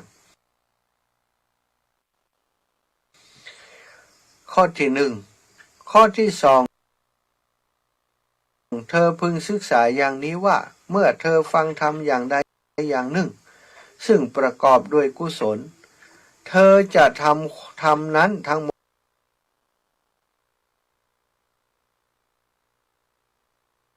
ดให้เกิดประโยชน์ใส่ใจในธรรมนั้นทั้งหมดประมวลมาด้วยจิตทั้งหมดแล้วเงี่ยหูสดับพระธรรมโดยความเคารพข้อ3ที่เข้าไปพร้อมกับกุศลอันนี้คือโอวาท3ประการของพระพุทธเจ้าพระพุทธเจ้าเสด็จออกจากโคนไม้พหุปุตตนิโคตมีพระมหากัสสปะติดตามเสด็จพระสรีระของพระพุทธเจ้างดงามโดยมหาปุริสลักษณะ7ประการ7ประการพระพุทธเจ้า32นะพระมหากัสสปะก็น้อยกว่า72 21 73เป็น7ของพระพุทธเจ้า32ทรงเปลี่ยนผ้าสังฆติกับพระมหากัสสปะพระมหากัสสปะติดตามรอยพระพุทธศาสดาเหมือนมีไปฉะนั้นพระศาสดาเสด็จไปตามทางระยะหนึ่งแล้วก็ทรงแสดงอาการจะประทับนั่งติโคนไม้ข้างต่างพระมหากัสสปะจึงปูลาดสังฆติอันเป็นผ้าผืนเก่าของท่าน4 ชั้นทูลประทับนั่งบนสังฆตินั้นทรงใช้พระหัตถ์ลูบคลำผ้าพลางตรัสว่ากัสสปะสังฆติผืนนี้ของเธอแม้จะเก่าแต่ก็อ่อนนุ่มนะท่านผู้ว่า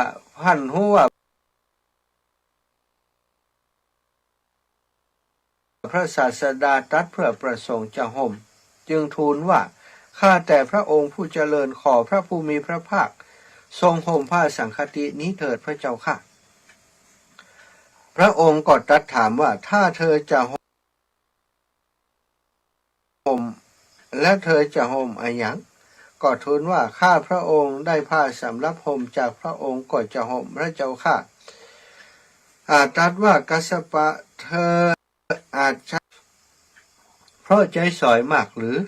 เพราะในวันที่เฮาถือเอาผ้าบางสกุลนี้มหาปัตตภี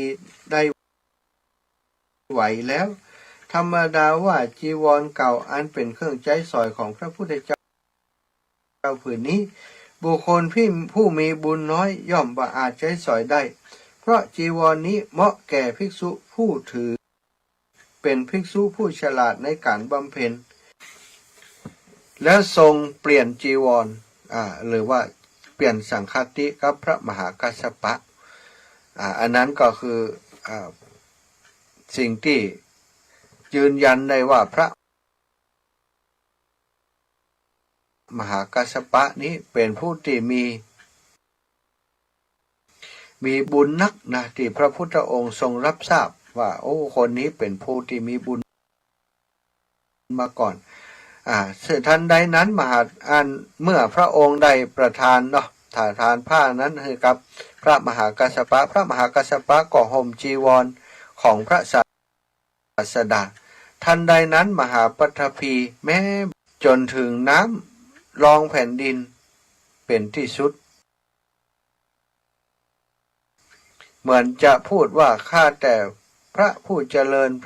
ระองค์ทรงทำสิ่งที่ทำได้ยากชื่อว่าจีวรที่พระองค์ทรงห่มแล้วที่ทรงเคยแลกเปลี่ยนกับสาวกอื่นๆนั้นบ่ได้มีข้าพระองค์บ่อาจรับรองคุณของพระองค์ได้นี่พระมหากัสสปะก็มิได้สำคัญตนว่าเป็นที่รักของพระศาสดาเพียงเพราะได้แลกเป็นจีวรของพระองค์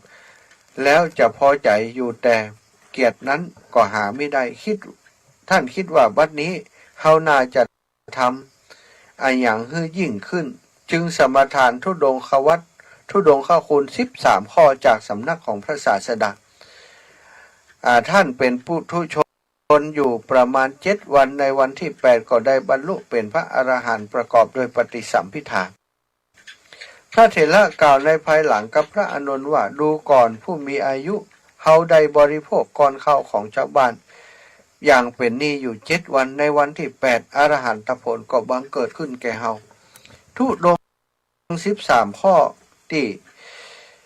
ธุดงคุณเครื่องกำจัดกิเลสหมายถึงข้อปฏิบัติประเภทวัดพิเศษซึ่งผู้ใดสมัครใจสมทานประพฤติก็ได้เพื่อใช้เป็นอุบายคัดเก่ากิเลสเป็นข้อปฏิบัติที่ช่วยส่งเสริมความมักน้อยและความสันโดษมีทั้งหมด13ข้อที่1ปังสุกูริกังคะองค์แห่งผู้ถือบังสกุลเป็นวัดบาใจผ้าที่มีผู้ถวายข้อที่2เตจีวริกังคะองค์แห่งผู้ทรงเพียงไตรจีวรเป็นวัดปินดปาติกังคะองค์แห่งผู้ถือเที่ยวบิณฑบาตเป็นวัดบรับนิมนต์ในที่ฉันสัปปทานจาริกังองค์แห่งผู้ถือเที่ยวบิณฑบาตไปตามลำดับในเรือนในบ้านเอสกาสนิกังคะเนาะองค์แห่งการถือนั่งฉันณอาสนะ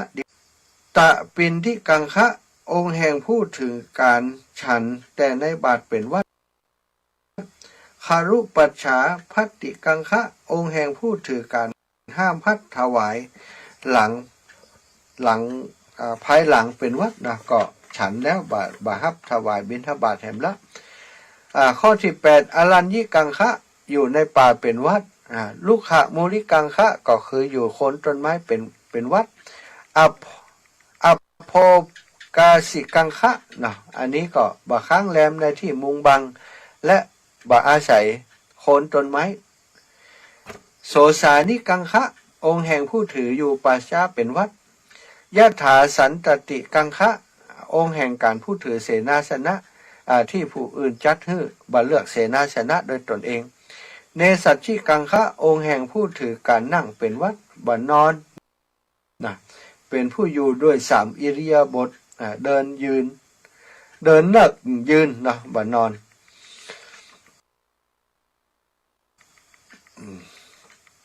ท่านว่าผู้ที่ถือภิกษุที่ถือได้13ข้อภิกษุนี้ถือได้8ข้อคือข้อที่1ถึง13เนี่ยภิกษุข้อ1 2 3 4 5 6 12 13สามเณรถือได้12ข้อเว้นข้อ2สิกขามานาและสามเณรีถือได้7ข้อส่วนอุบาสกอุบาสิกาถือได้2ข้อคือข้อ5และข้อ6ข้อ5ก็คือฉันนั่งกินทีเดียวข้อที่6ใช้ภาชนะกัสสปะเถระสถาญาติโยมที่เปิ้นถือธุดงควัตรนะธุดงควัตรเป็นพระสงฆ์ที่ เป็นพระอัครสาวเป็นพระสาวกของพระพุทธเจ้าที่เลิศกว่าภิกษุทั้งหลายในทุดงควัตรคนที่เปิดสมทานทุดงควัตรก็ถือแบบเบ้าแบบอย่างจากพระมหากัสสปะเถระเป็นหลักนะเจ้าค่ะเขาทำมาได้ถึง13 ข้อเขาก็แยกทำเป็นข้อตามที่จะเหมาะสมแก่ตนตัวของเขาที่จะทำได้เนาะดูเวลาตอนนี้ตีสี่5 นาทีก็ขออนุญาตพักเสียงสักกรรมก่อนที่ชั่วโมงต่อไปจะได้พูดได้จากกันต่อไปเนาะสถานทั้งหลายเนาะขอดูเอาเพลงอย่างใช่ดีเพลงนี้เหมือนเดิม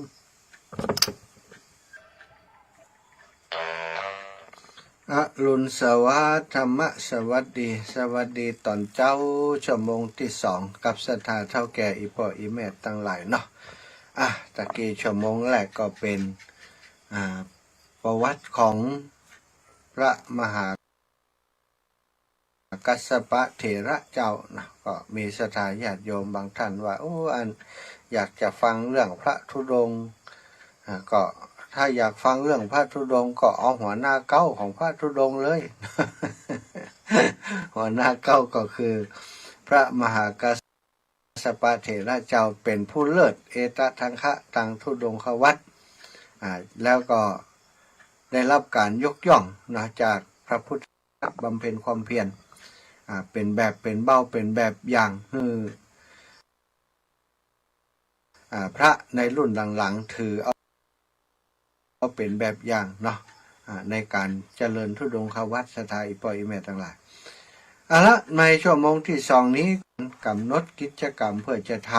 ำให้เกิดประโยชน์กับเครือข่ายคลื่นสีขาวของเฮา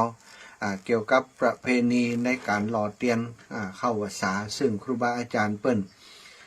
ได้ส่งเสริมเนาะส่งเสริมได้อนุรักษ์มาตั้งแต่ได้เกาะกลุ่มรุมรากันมาทำงานกันในนามเครือข่ายคลื่นสีขาวก็ได้ใจกิจกรรมนี้ในการเชื่อมร้อยความสมัครสามัคคีของเครือข่ายคลื่นสีขาวของเฮาที่อยู่หลายที่หลายแห่งเมื่อได้มีโอกาสมาพบมาปะกันมาทำกิจกรรมร่วมกันก็ได้อาศัยกิจกรรมนี้เป็นกิจกรรมหนึ่งในการรวมจิตรวมใจของเครือข่ายของเฮาให้ได้มีโอกาสมาพบปะทำงานทำสิ่งดีงามร่วมกันตั้งแต่สมัยยุคแรกๆแล้วเนาะท่านอาจารย์ทุกเปิ่นทำโครงการนี้เป็นเวลาหลายปีมาแล้วที่ทำโครงการหล่อเตียนเข้าพรรษาบางครั้งบางปีก็เดินทางไปหลายจังหวัดบางปีก็ไปจังหวัดเดียวบางเตือก็ไปอำเภอใดอำเภอหนึ่งในพื้นที่ที่มีเครือข่ายคลื่นสีขาวของเฮานี้สู่ถูกกัน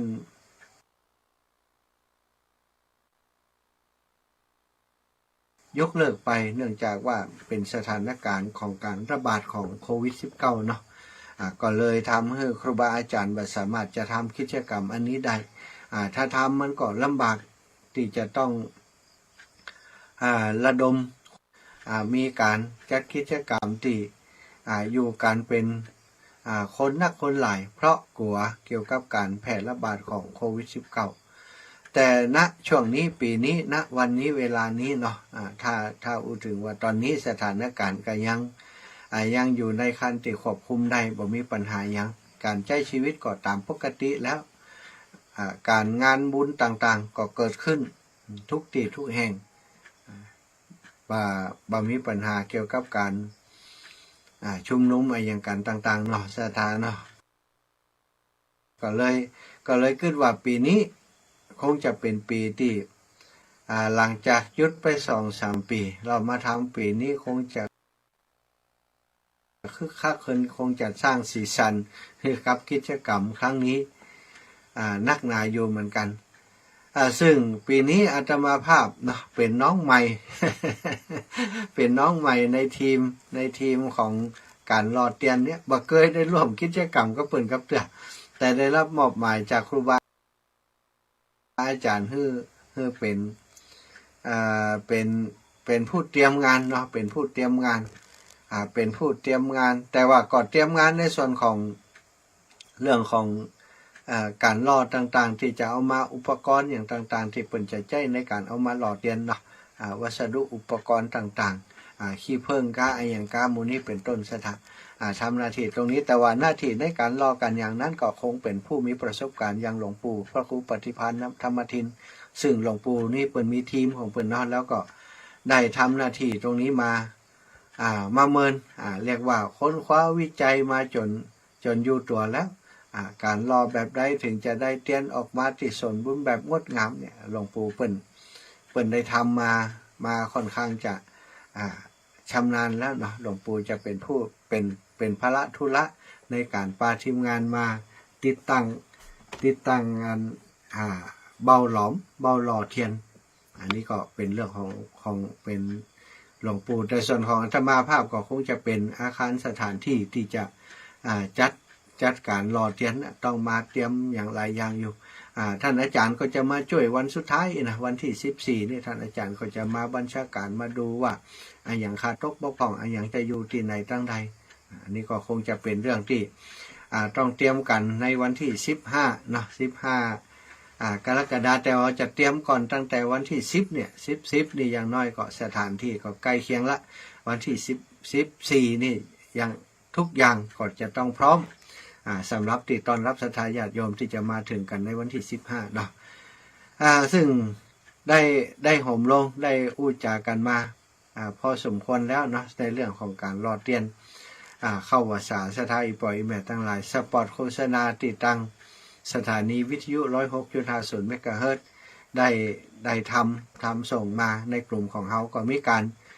ลงเกือบทุกชั่วโมงเนาะต้นชั่วโมงก็ลงสปอตโฆษณาไปของ 106.50 เมกะเฮิรตซ์ก็ได้ลงไปทุกชั่วโมงเหมือนกันสถาเอาเป็นสปอตของวิทยาลัยสงฆ์นครลำปางไปเลยกิจกรรมในครั้งนี้เนาะอย่างที่1ก็อย่างที่บอกไปก็คืออนุรักษ์รักษาวัฒนธรรมประเพณีฮีทฮอยการหล่อเทียนเข้าพรรษาอย่างที่2ก็เพื่อจะช่วยเหลือการศึกษาของโรงเรียนขนาดเล็กโรงเรียนบ้านทุ่งโป่งซึ่งอาตมาได้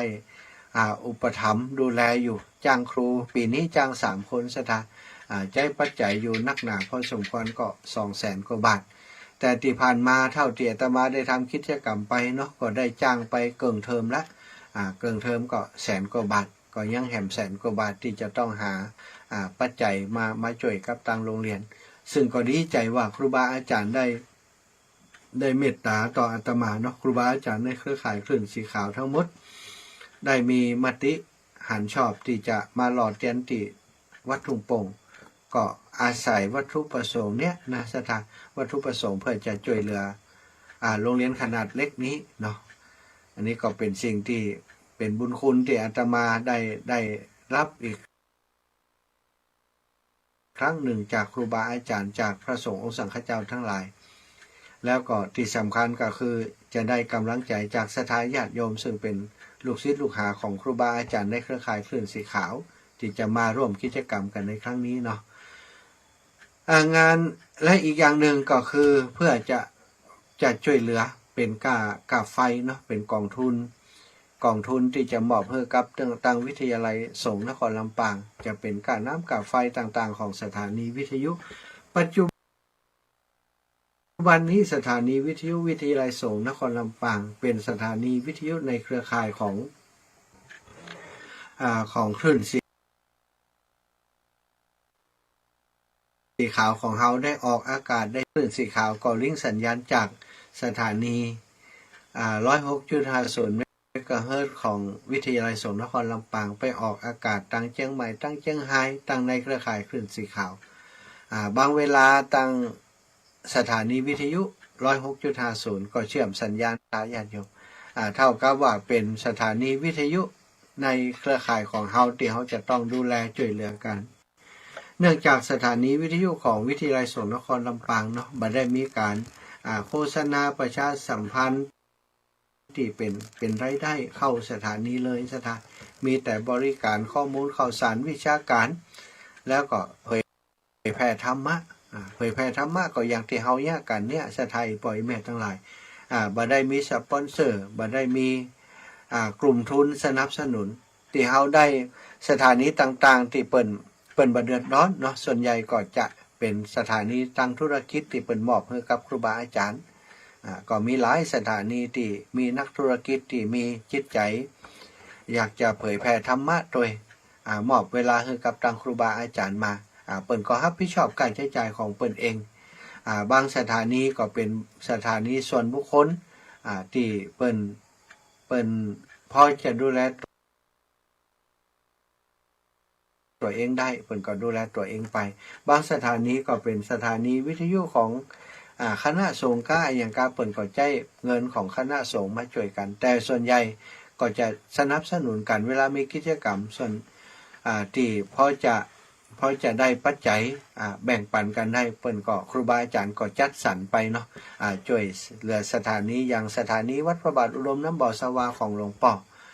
ก็เคยมีการจัดกิจกรรมเพื่อไปช่วยสถานีของหลวงพ่อเหมือนกันสถานีวัดห้วยตองซักสถานีมนต์เสียงธรรมสถานีวิทยุอื่นๆที่บ่ได้เอ่ยถึงที่เปิ้นดำเนินการโดยมูลนิธิก็ดีโดยทางวัดโดยปัจจัยของทางวัดก็ดีที่ไหนเดือดร้อนก็จะไปช่วยกันอย่างวัดฝ่ายหินก็เช่นเดียวกันถ้ามีปัญหาเรื่อง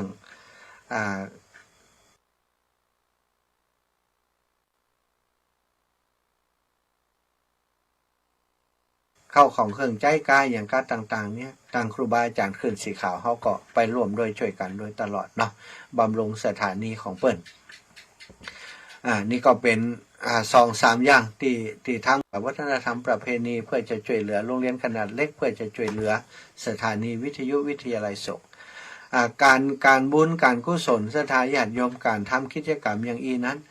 แน่นอนเนาะมันก็จะมีรายได้ส่วนหนึ่งที่เปิ้นให้เปิ้นเฮามาเฮาฮักกายใช้ใจในการรอเตียนแล้วเนาะการรอก็จะเอามาเพิ่มมาเติมมาเสริมในส่วนของการช่วยเหลือกิจกรรมเพื่อสังคมแบบเนี้ยนะนี่ก็เป็นกิจกรรมที่ดีที่งามตอนนี้เท่าที่อาตมาภาพและครูบาอาจารย์ได้ออกอากาศทางสถานีวิทยุไปก็มีคนเปิ้นมาสนับสนุนเยอะอยู่เหมือนกันศรัทธาญาติโยมวันนี้อาตมาขออนุญาตเนาะแจ้งถึงเจ้าภาพที่เปิ้นที่ผ่านตั้งสายงานตั้งพี่น้องเมืองฝางโดยผ่านตั้งโยมแม่จงดีเชื้อกันทามีเจ้าภาพแผ่นขี้ผึ้งธรรมจักรที่โยมแม่จวนถวายอาตมาเมื่อวันที่2 มิถุนายน2566เรามีแม่หลวงอุทุมพรเรือนคำจันทร์เอา5 แผ่น100 บาทแม่นิพามูลเทียน5 แผ่น100 บาทแม่ประพันธ์สมมั่ง5 แผ่น100 บาทแม่พันนิพาวงแก้ว1 แผ่น20 บาทแม่นางเหมย30 บาทแม่อามกดคำ20 บาทแม่อัมพันธ์อินตะวง50 บาทแม่พันนีชัยยา2 แผ่น40 บาทแม่จันตาชัยวงศ์50 บาทแม่จ้อยเมืองใจ50 บาทพ่อสมศักดิ์แม่เจริญสุข5 แผ่น100 บาทแม่ชุนพิมานสิริบุญ50 บาทอันนี้โยมแม่จวนได้มอบเพื่ออาตมาแล้วส่วนที่ยัง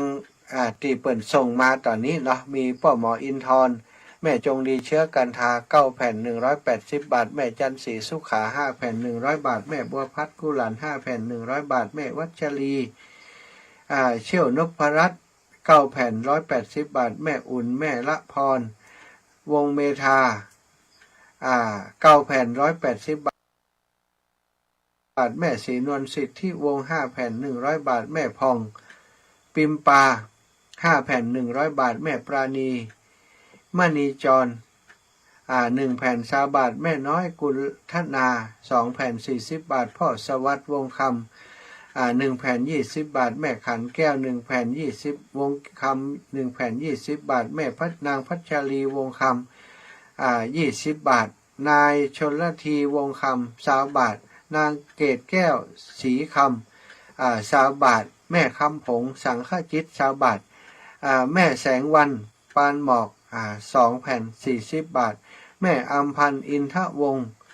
20 บาทนะ1 แผ่น20 บาทแม่จันเป่ง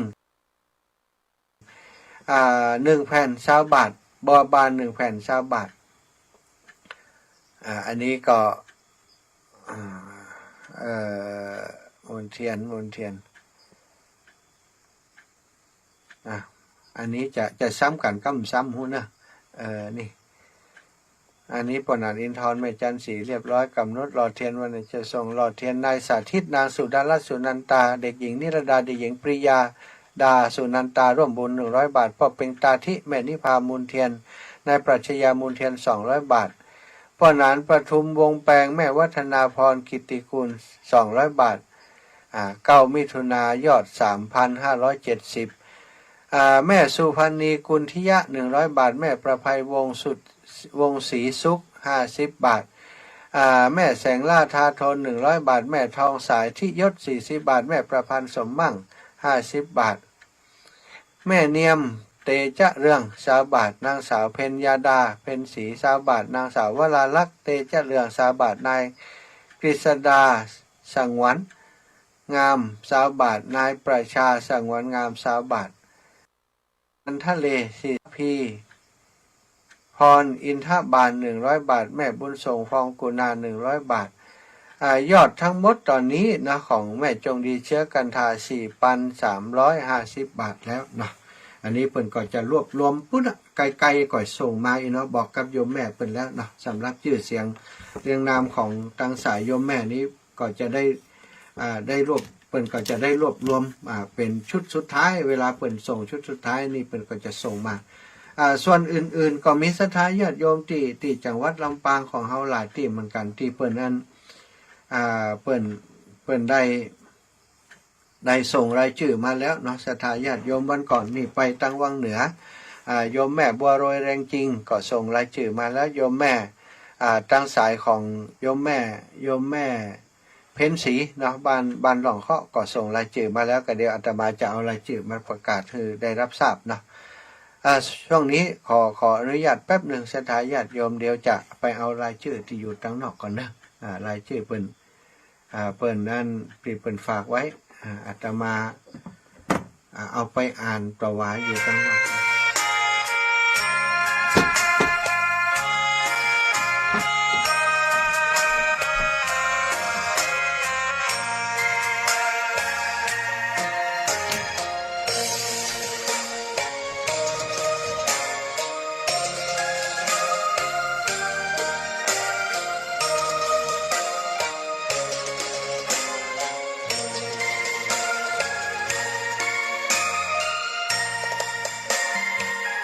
ดอกบัวดอกหนึ่งตึงใจไว้เพื่อบูชาแด่องค์พระศาสดาสัมมาสัมพุทธเจ้ามีความงามเงียบไม่เปรียบเทียบเขาเทียบเราใครมองไม่งามช่างเขาแต่เจ้าก็คือดอกบัวด้วยความสัตย์ซื่อยึดถือความดีเป็นหลักใครรักไม่รักก็ไม่จมปลักมองมัวเมื่อโผล่พ้นน้ำก็เห็นความงามในตัวไม่ยึดติดในตมชั่วขอเป็นดอกบัวดอกเดียวใครไม่มองว่าบัวงามเด่นแต่บัวก็เป็นดอกบัวทุกวันอย่างนี้ไม่อยากเด่นดังแต่มุ่งหวังใน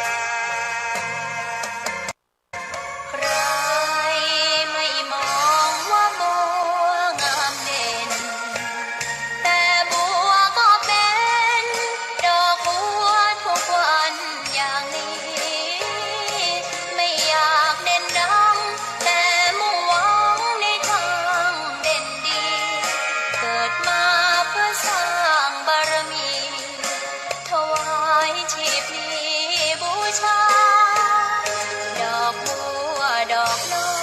ยเฝ้าคอยคนที่ใจบุญมาโอบเอื้อเกื้อกูลรู้ค่าของบุญเก็บบัวขึ้นมาเพื่อสร้างความดีและสามบารมีดังว่าใช้ดอกบัวนี้บูชาพระสัมมาสัมพุทธองค์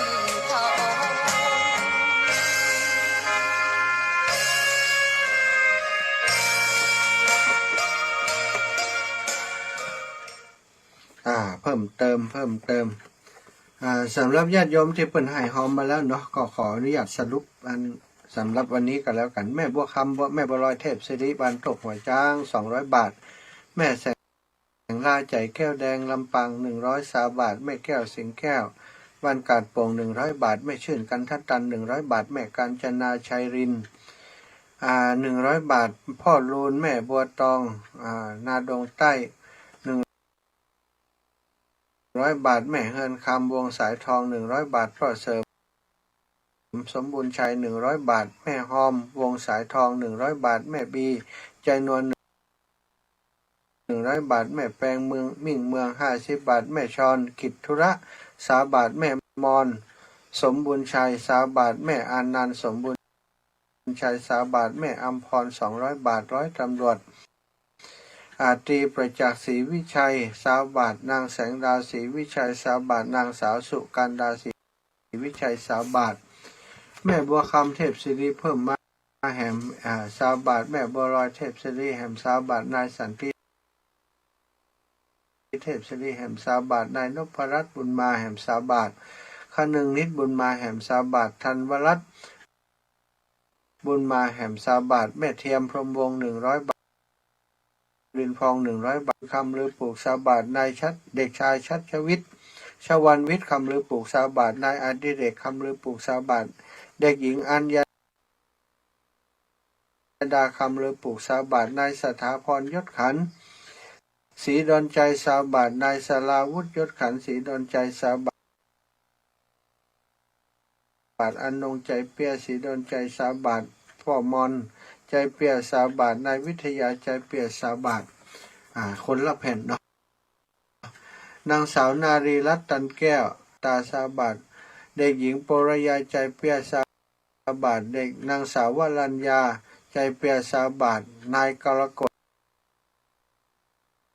ฎยศเสนา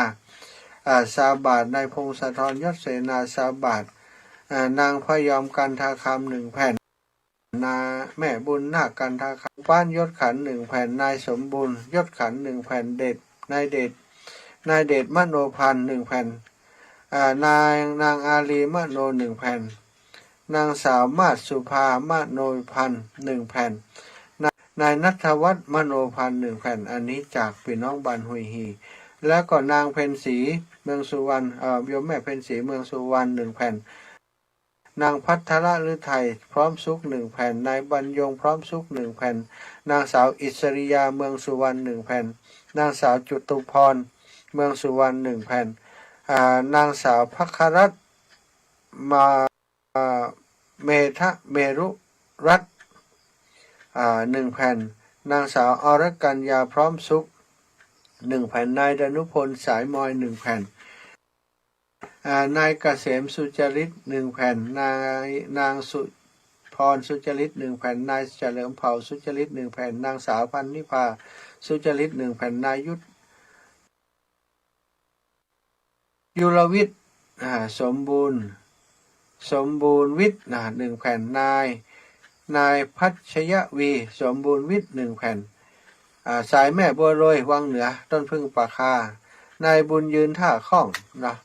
นายบุญยืนท่าข้อง1 แผ่นนางบัวโรยท่าข้อง1 แผ่นนายธนูท่าข้อง1 แผ่นนายธนงศักดิ์ท่าข้อง1 แผ่นแม่นางบัวลอยมีกระจิต1 แผ่นนายเดชคนโต1 แผ่นนางพุทธคนโต1 แผ่นนายธีรศักดิ์คนโต1 แผ่นนางสาวพรคนโต1 แผ่นนายสมบูรณ์สมคิด1 แผ่นนางคำน้อยสมคิด1 แผ่นนายเกรียงไกรสมคิด1 แผ่นนายเกรียงไกร นายเกรียงศักดิ์สมคิด1 แผ่นแล้วก็ป่อเฉลิมแรงจริงแรงจริง1 แผ่นแม่บอลอยแรงจริง1 แผ่นนายนิดิเลกแรงจริง1 แผ่นนางสาวสุนิดาแรงจริง1 แผ่นนางภูมิพาดาวิเศษเครือวิเศษ1 แผ่นเด็กชายภูมิพัฒน์อภิชัยพรไพศาล1 แผ่นนายวิสิทธิ์พรบ่อพิมาย1 แผ่นนายอุดมเครือวิเศษ1 แผ่นนายโมดเครือวิเศษ1 แผ่นแม่หลวงดีป่วนปั่น1 แผ่นนา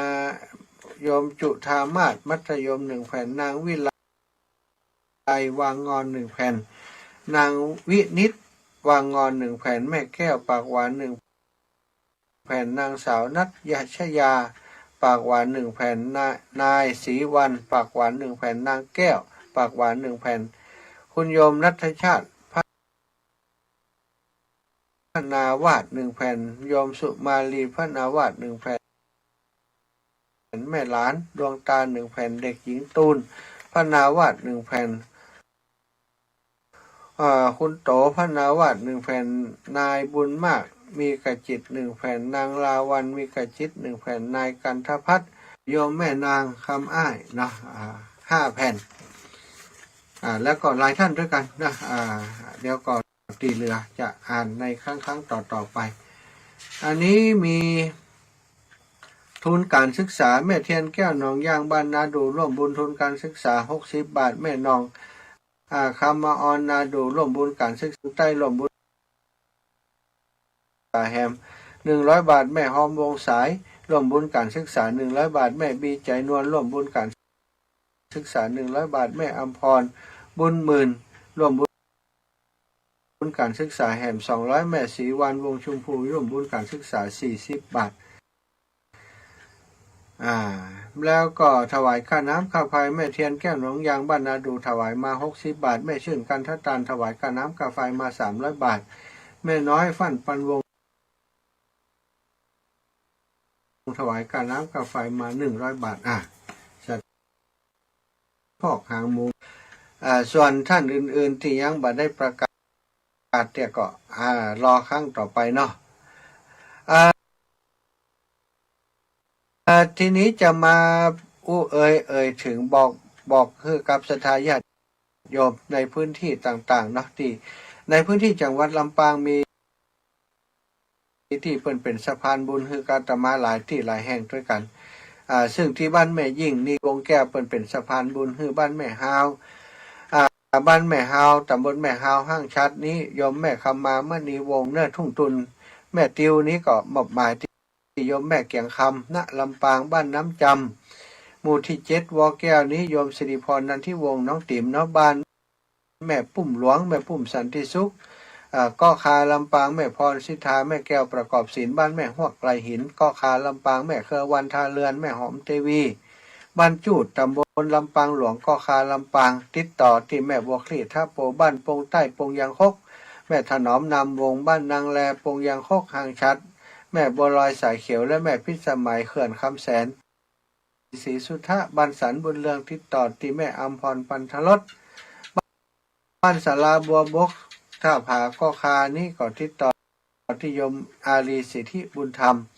บ้านลำปางกลางตะวันออกตำบลชุมพูติดต่อที่โยมทวารัตน์เรือนพลรินพลบ้านฟ้อน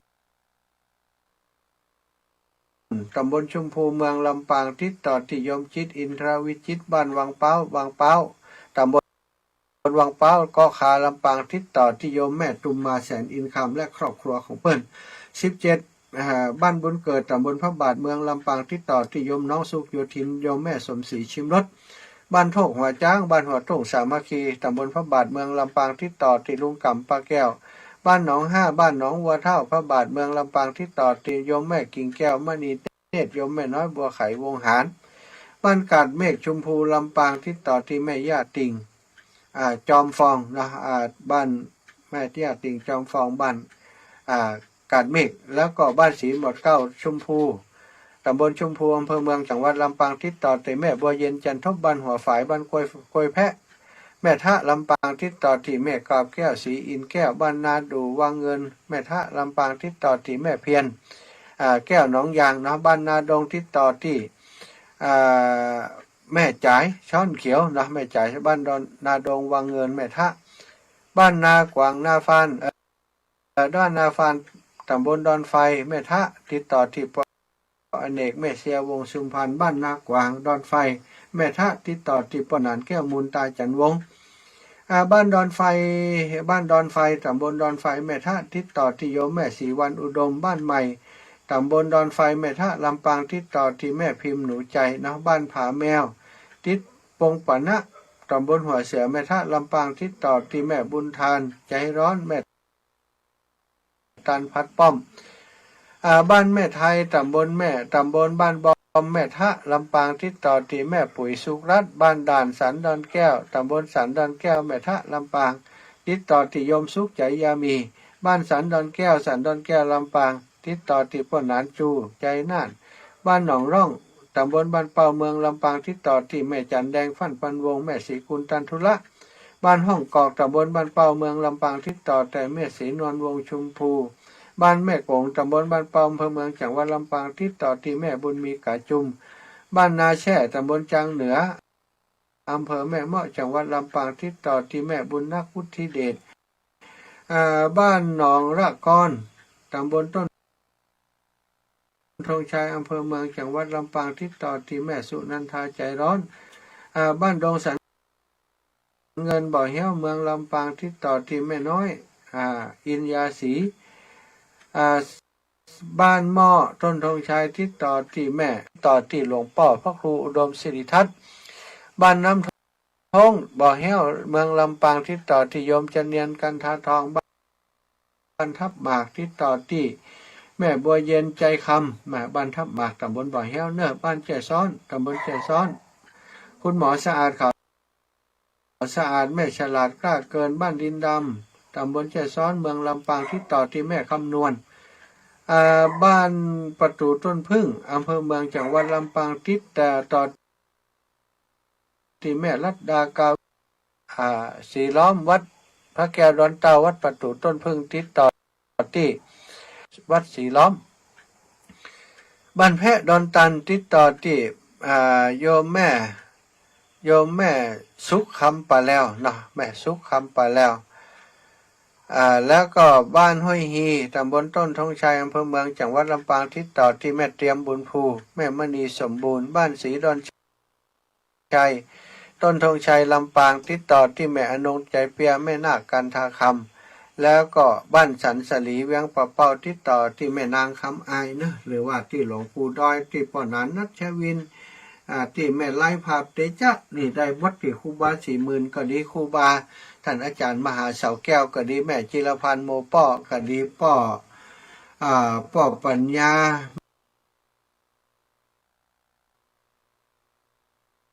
แม่เทียมจันเนอะติดต่อได้หมดสถาพี่น้องหมู่เฮาตังตังเวียงป่าเป้าก็ติดต่อกันได้ตั้งเมืองฝางก็ที่แม่จงดีเชื่อกันทาตั้งเชียงใหม่ก็ที่ครูบาอาจารย์เนาะถ้าที่ปากตังเจริญก็ดีที่อันเหล่ามณฑาทิพย์ก็ดีที่อาจารย์วันใหม่ก็ได้เนอะตลอดถึงครูบาอาจารย์ทุกรูปทุกองค์ที่เปิ่นจัดรายการอยู่ก็สามารถติดต่อเปิ่นได้สำหรับหลักฐานเนาะก็ส่งมาให้ที่อาตมาถ้าเป็นการโอนปัจจัยผ่านตั้งบัญชีธนาคารสถาอีปอยแม่ก็สามารถโอนเข้าบัญชีธนาคารกรุงไทยเลขที่บัญชี5363034255 5363034255ได้เนอะเอาละสถาญาติโยมเดี๋ยวพอเวลาเงี้ยพอเวลาต่อ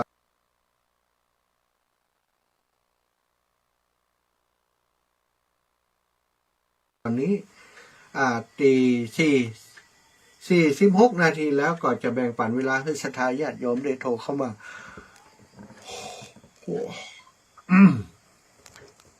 0808844173เนอะ0808844173โทรกันมาได้เลยศรัทธาญาติโยมที่สะดวกอยู่ที่สามารถโทรมาได้เนาะที่ตื่นแล้วอีกนะที่รับแล้วไปโทรเนอะโทรโดยรับโดยไม่ได้ พี่น้องตังเมืองฝางฟังอยู่ก่อแม่จันศรีสุขาแม่พี่น้องตังชัยประการนี่ใช้ประการมิตรตัวแทนอยู่คนเดียวสถาโยมแม่สีทอนเปรมจิตนี่ตัวแทนชัยประการตั้งละปูนกับแม่สายทองเนาะตังเมืองปานเฮานี่เมื่อก่อนก็มีแม่สายพินเนาะแม่สายพินตื่นได้ยังแม่สายพินแม่คำนวณอีเนาะแม่จันฟองที่เจ้าห่มที่ปงดอนเนอะปงดอนเจ้าห่มปงดอนแม่จันฟองที่ต่อที่แม่จันฟองเนอะเจ้าห่มปงดอนก็ว่าแม่ตาเนาะแม่ตาก็บริติดต่อกันเหมือนแล้วนะแม่ตาเตียนปงดอนเจ้าห่มเนาะถ้าตั้งเทพเสด็จนะทั้งเทพเสด็จตั้งอันกำแพงหินติดต่อที่แม่นวลเทพเสด็จก็ได้สถานเจริญปอนแม่เจ้าแม่แม่เป็นรักตั้งแต่ไปดอยนางแก้วมาเนี่ยเจ้าแล้วก็แม่ก็ฟังตั้งแต่เจ้าแล้วนะแม่นอนเหมือนรักเจ้าแม่นอนรับก็ฟังไปเนาะปกติก็ตื่นอยู่แล้วก้าเวลานี้เจ้าค่ะเป็นกำลังใจเนอะลูกเนอะเจ้าสาธุแม่เจ้าบ่ได้ไปเก็บเมียงก้าเป็นวัดไปอยู่เจ้าไปอยู่แข็งแรงอยู่นี่ไปจัดมาใจบ้านยิ่งได้เจ้าสาธุเนาะวันนี้เป็นเรื่องเจ้าปอเรื่องเจ้าปอก่อนเข้าว่าสาเรื่องเจ้าปอกันเนาะเจ้าเจ้าแอมเจ้าแม่เจ้าสาธุเนอะแม่นะเจ้าบุญรักษาเนี่ยพี่น้องตั้งแม่ตอนก็ดีพี่น้องตั้งเทพเสด็จเนี่ยใกล้ๆบ้านของบ้านกำแพงหินนะของแม่ของโยมแม่นวลเนี่ยทางหูจักโยมแม่ก็สามารถร่วมบุญได้ตีโยมแม่เนาะฝากตีโยมแม่ก็ได้เพราะว่าโยมแม่นี้เปิ้นได้ประสานงานครับตู้ลุงแดงเนาะตู้ลุงแดงก็จะมาถ้าอย่างใดก็ฝากที่ตู้ลุงแดงก็ได้สถาญาติโยมที่จะร่วมบุญรอเทียนด้วยกันเนอะแผ่นละ20 บาทเนาะเขียนชื่อของเฮาติดเขียนชื่อของเฮาติดแล้วก็วันเดือนปีเกิดแต่ว่าสถาญาติโยมอีปล่อยแม่สามารถส่งชื่อมาฝากครูบาอาจารย์มาเปิ้นก็จะเขียนให้เนาะมาถึงเพศเปิ้นก็จะเอาแผ่นเทียนเบิกแผ่นเทียนก็เขียนชื่อของอีปล่อยแม่ใส่แล้วก็เอาจ่อมลงไปในหม้อหลอมเพื่อจะเอามาหล่อเป็นเทียนเป็นแท่ง9 แท่งด้วยกันจะเอาไปทอดถวายที่วัดพระบาทอุดมน้ำบ่อสวาในวันที่13สิงหาสถาอีปล่อยแม่ทั้งหลายเนอะเลขที่บัญชีธนาคารของโครงการนี้โครงการหล่อเทียนนี่นะสถา5363 034 255เนอะ5363 034 255ถวายความเคารพครับพระลุงกิจโอ้ยทานนี่แม่นนะจะไปบิณฑบาตแล้วก้าเลยครับจะบิณฑบาตแล้วสาธุนะหลวงตาครับผมถวายความเคารพหลวงตาเป็นกำลังใจให้การหลวงตากิจพุทธอุทยานจังหวัดเชียงใหม่สถาก็โทรมาก็ฮื้อกำลังใจตลอดตุลุงนี่นะเปิ้นบิณฑบาตไก่ต้องออกมาที่แถวอันตั้งเชียงตั้งเป็นห้องไว้ก็ตั้งเชียงดาวเพื่อนเนาะเจริญพรแม่คำปันบุญธรรม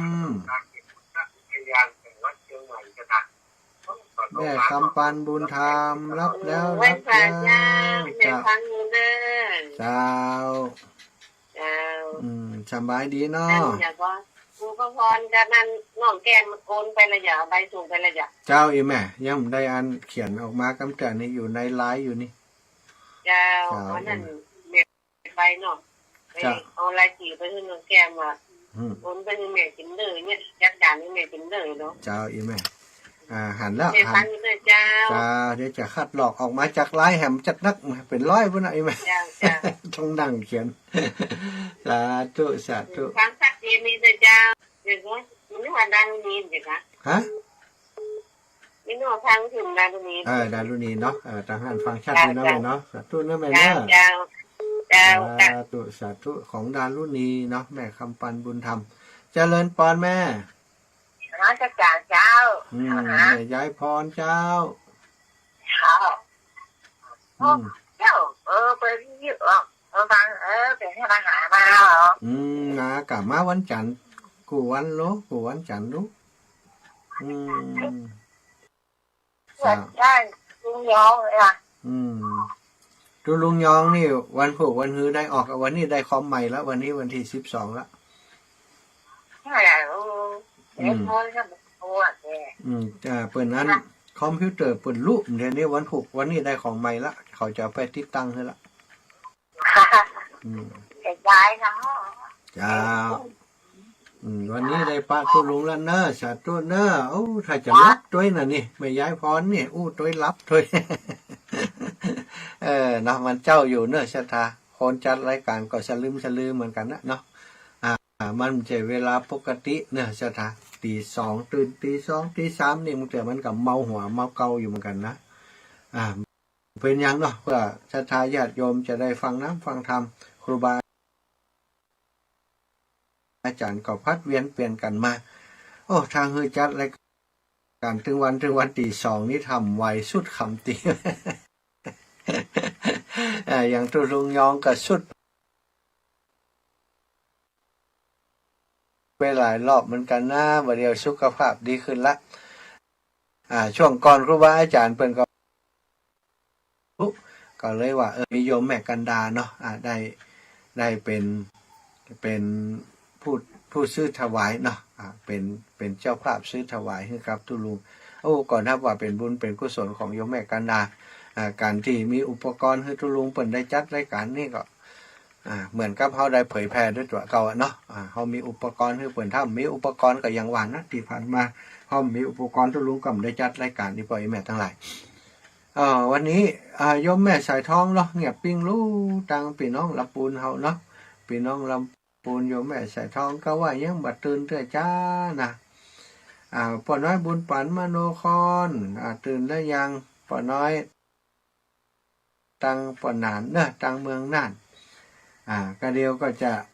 เวลาจะหมดเวลาแล้วก็รอฟังจากตังครูบาอาจารย์เนอะตีห้าถึง6 โมงนี้เดี๋ยวท่านพระครูอภิวัฒนวิกรมก็ไปจะมาห้องลุกปุ๊กตื่นลุกเนอลุกเจ้าได้หลายลุกขวายได้น้อยนั่นนะสถาญาติโยมก็จะได้พบปะกับเพิ่นเนาะก็ต้องขอบคุณนะครับสถาอีพ่ออีแม่ทั้งหลายติดตามรับฟังรายการมาตั้งแต่เจ้าบางพ่องก็เจ้าอยู่บัดตันโทก็เป็นหยังเนาะเจริญปอนแม่สู่แก้วคำอ้วนสีโพธาราม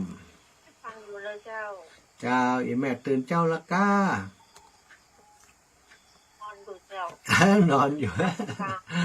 เจ้าพักผ่อนก่อนยังเจ้าอยู่เจ้านอนฟังไปเนาะแม่เนาะสาธุบุญรักษาอีแม่เนอะสาธุเจ้าแม่เสียทายญาติโยมเนาะก็ขอบคุณทุกสายที่โทรมาเป็นกำลังใจให้กันเนอะภายที่จะร่วมบุญด้วยกันก็ตามที่ได้แจ้งบอกไปโอนตังบัญชีธนาคารก็ได้แต่ก็ขอให้ส่งชื่อมาเนาะส่งชื่อมาตังไลน์ของอาตมาเบอร์ไลน์ของอาตมาก็เบอร์เนี้ยตังไลน์ตังเบอร์โทรศัพท์ของอาตมาได้เลยแล้วก็เวลาโอนปัจจัยมาแล้วก็แจ้งให้ทราบคำว่าโอนมาแล้วเนาะส่งหลักฐานมาแล้วก็ส่งชื่อเสียงเรียงนามของคนที่เป็นเจ้าภาพมาให้จิมบอกบุญให้ได้ช่วยกันครับเคลื่อนงานในครั้งนี้อาตมาภาพก็ครับเคลื่อนงานร่วมด้วยช่วยกันกับครูบาอาจารย์นะก็มาได้ทำโดยตัวคนเดียวช่วยกันถึงหมู่ถึงคณะครูบาอาจารย์เพิ่นก็ก็ช่วยกันส่งเสริมเพื่อจะอนุรักษ์รักษาไว้ยังประเพณีวัฒนธรรมการหล่อเทียนของเฮาเพื่อจะช่วยเหลือโรงเรียนขนาดเล็กและก็จะช่วยเหลือโรงสถานีวิทยุเพื่อการศึกษาวิทยาลัยสงฆ์นครลำปางสำหรับเจ้าวันนี้อาตมาภาพรับผิดชอบดำเนินรายการมาก็เห็นควรแก่เวลาเนาะก็ก่อนที่จะพบปะกับท่านอาจารย์พระครูอภิวัฒนวิกรมตี 5ต่อไปก็ขออำนวยอวยพรให้ศรัทธาญาติโยมเฒ่าแก่อีพ่ออีแม่ทุกท่านทุกคนเนอะมีแต่ความสุขความเจริญ อยู่ดีมีสุขกันชุผู้ชุคนจัตตารโอธรรมาวทันติอายุวันโนสุขังพระลัง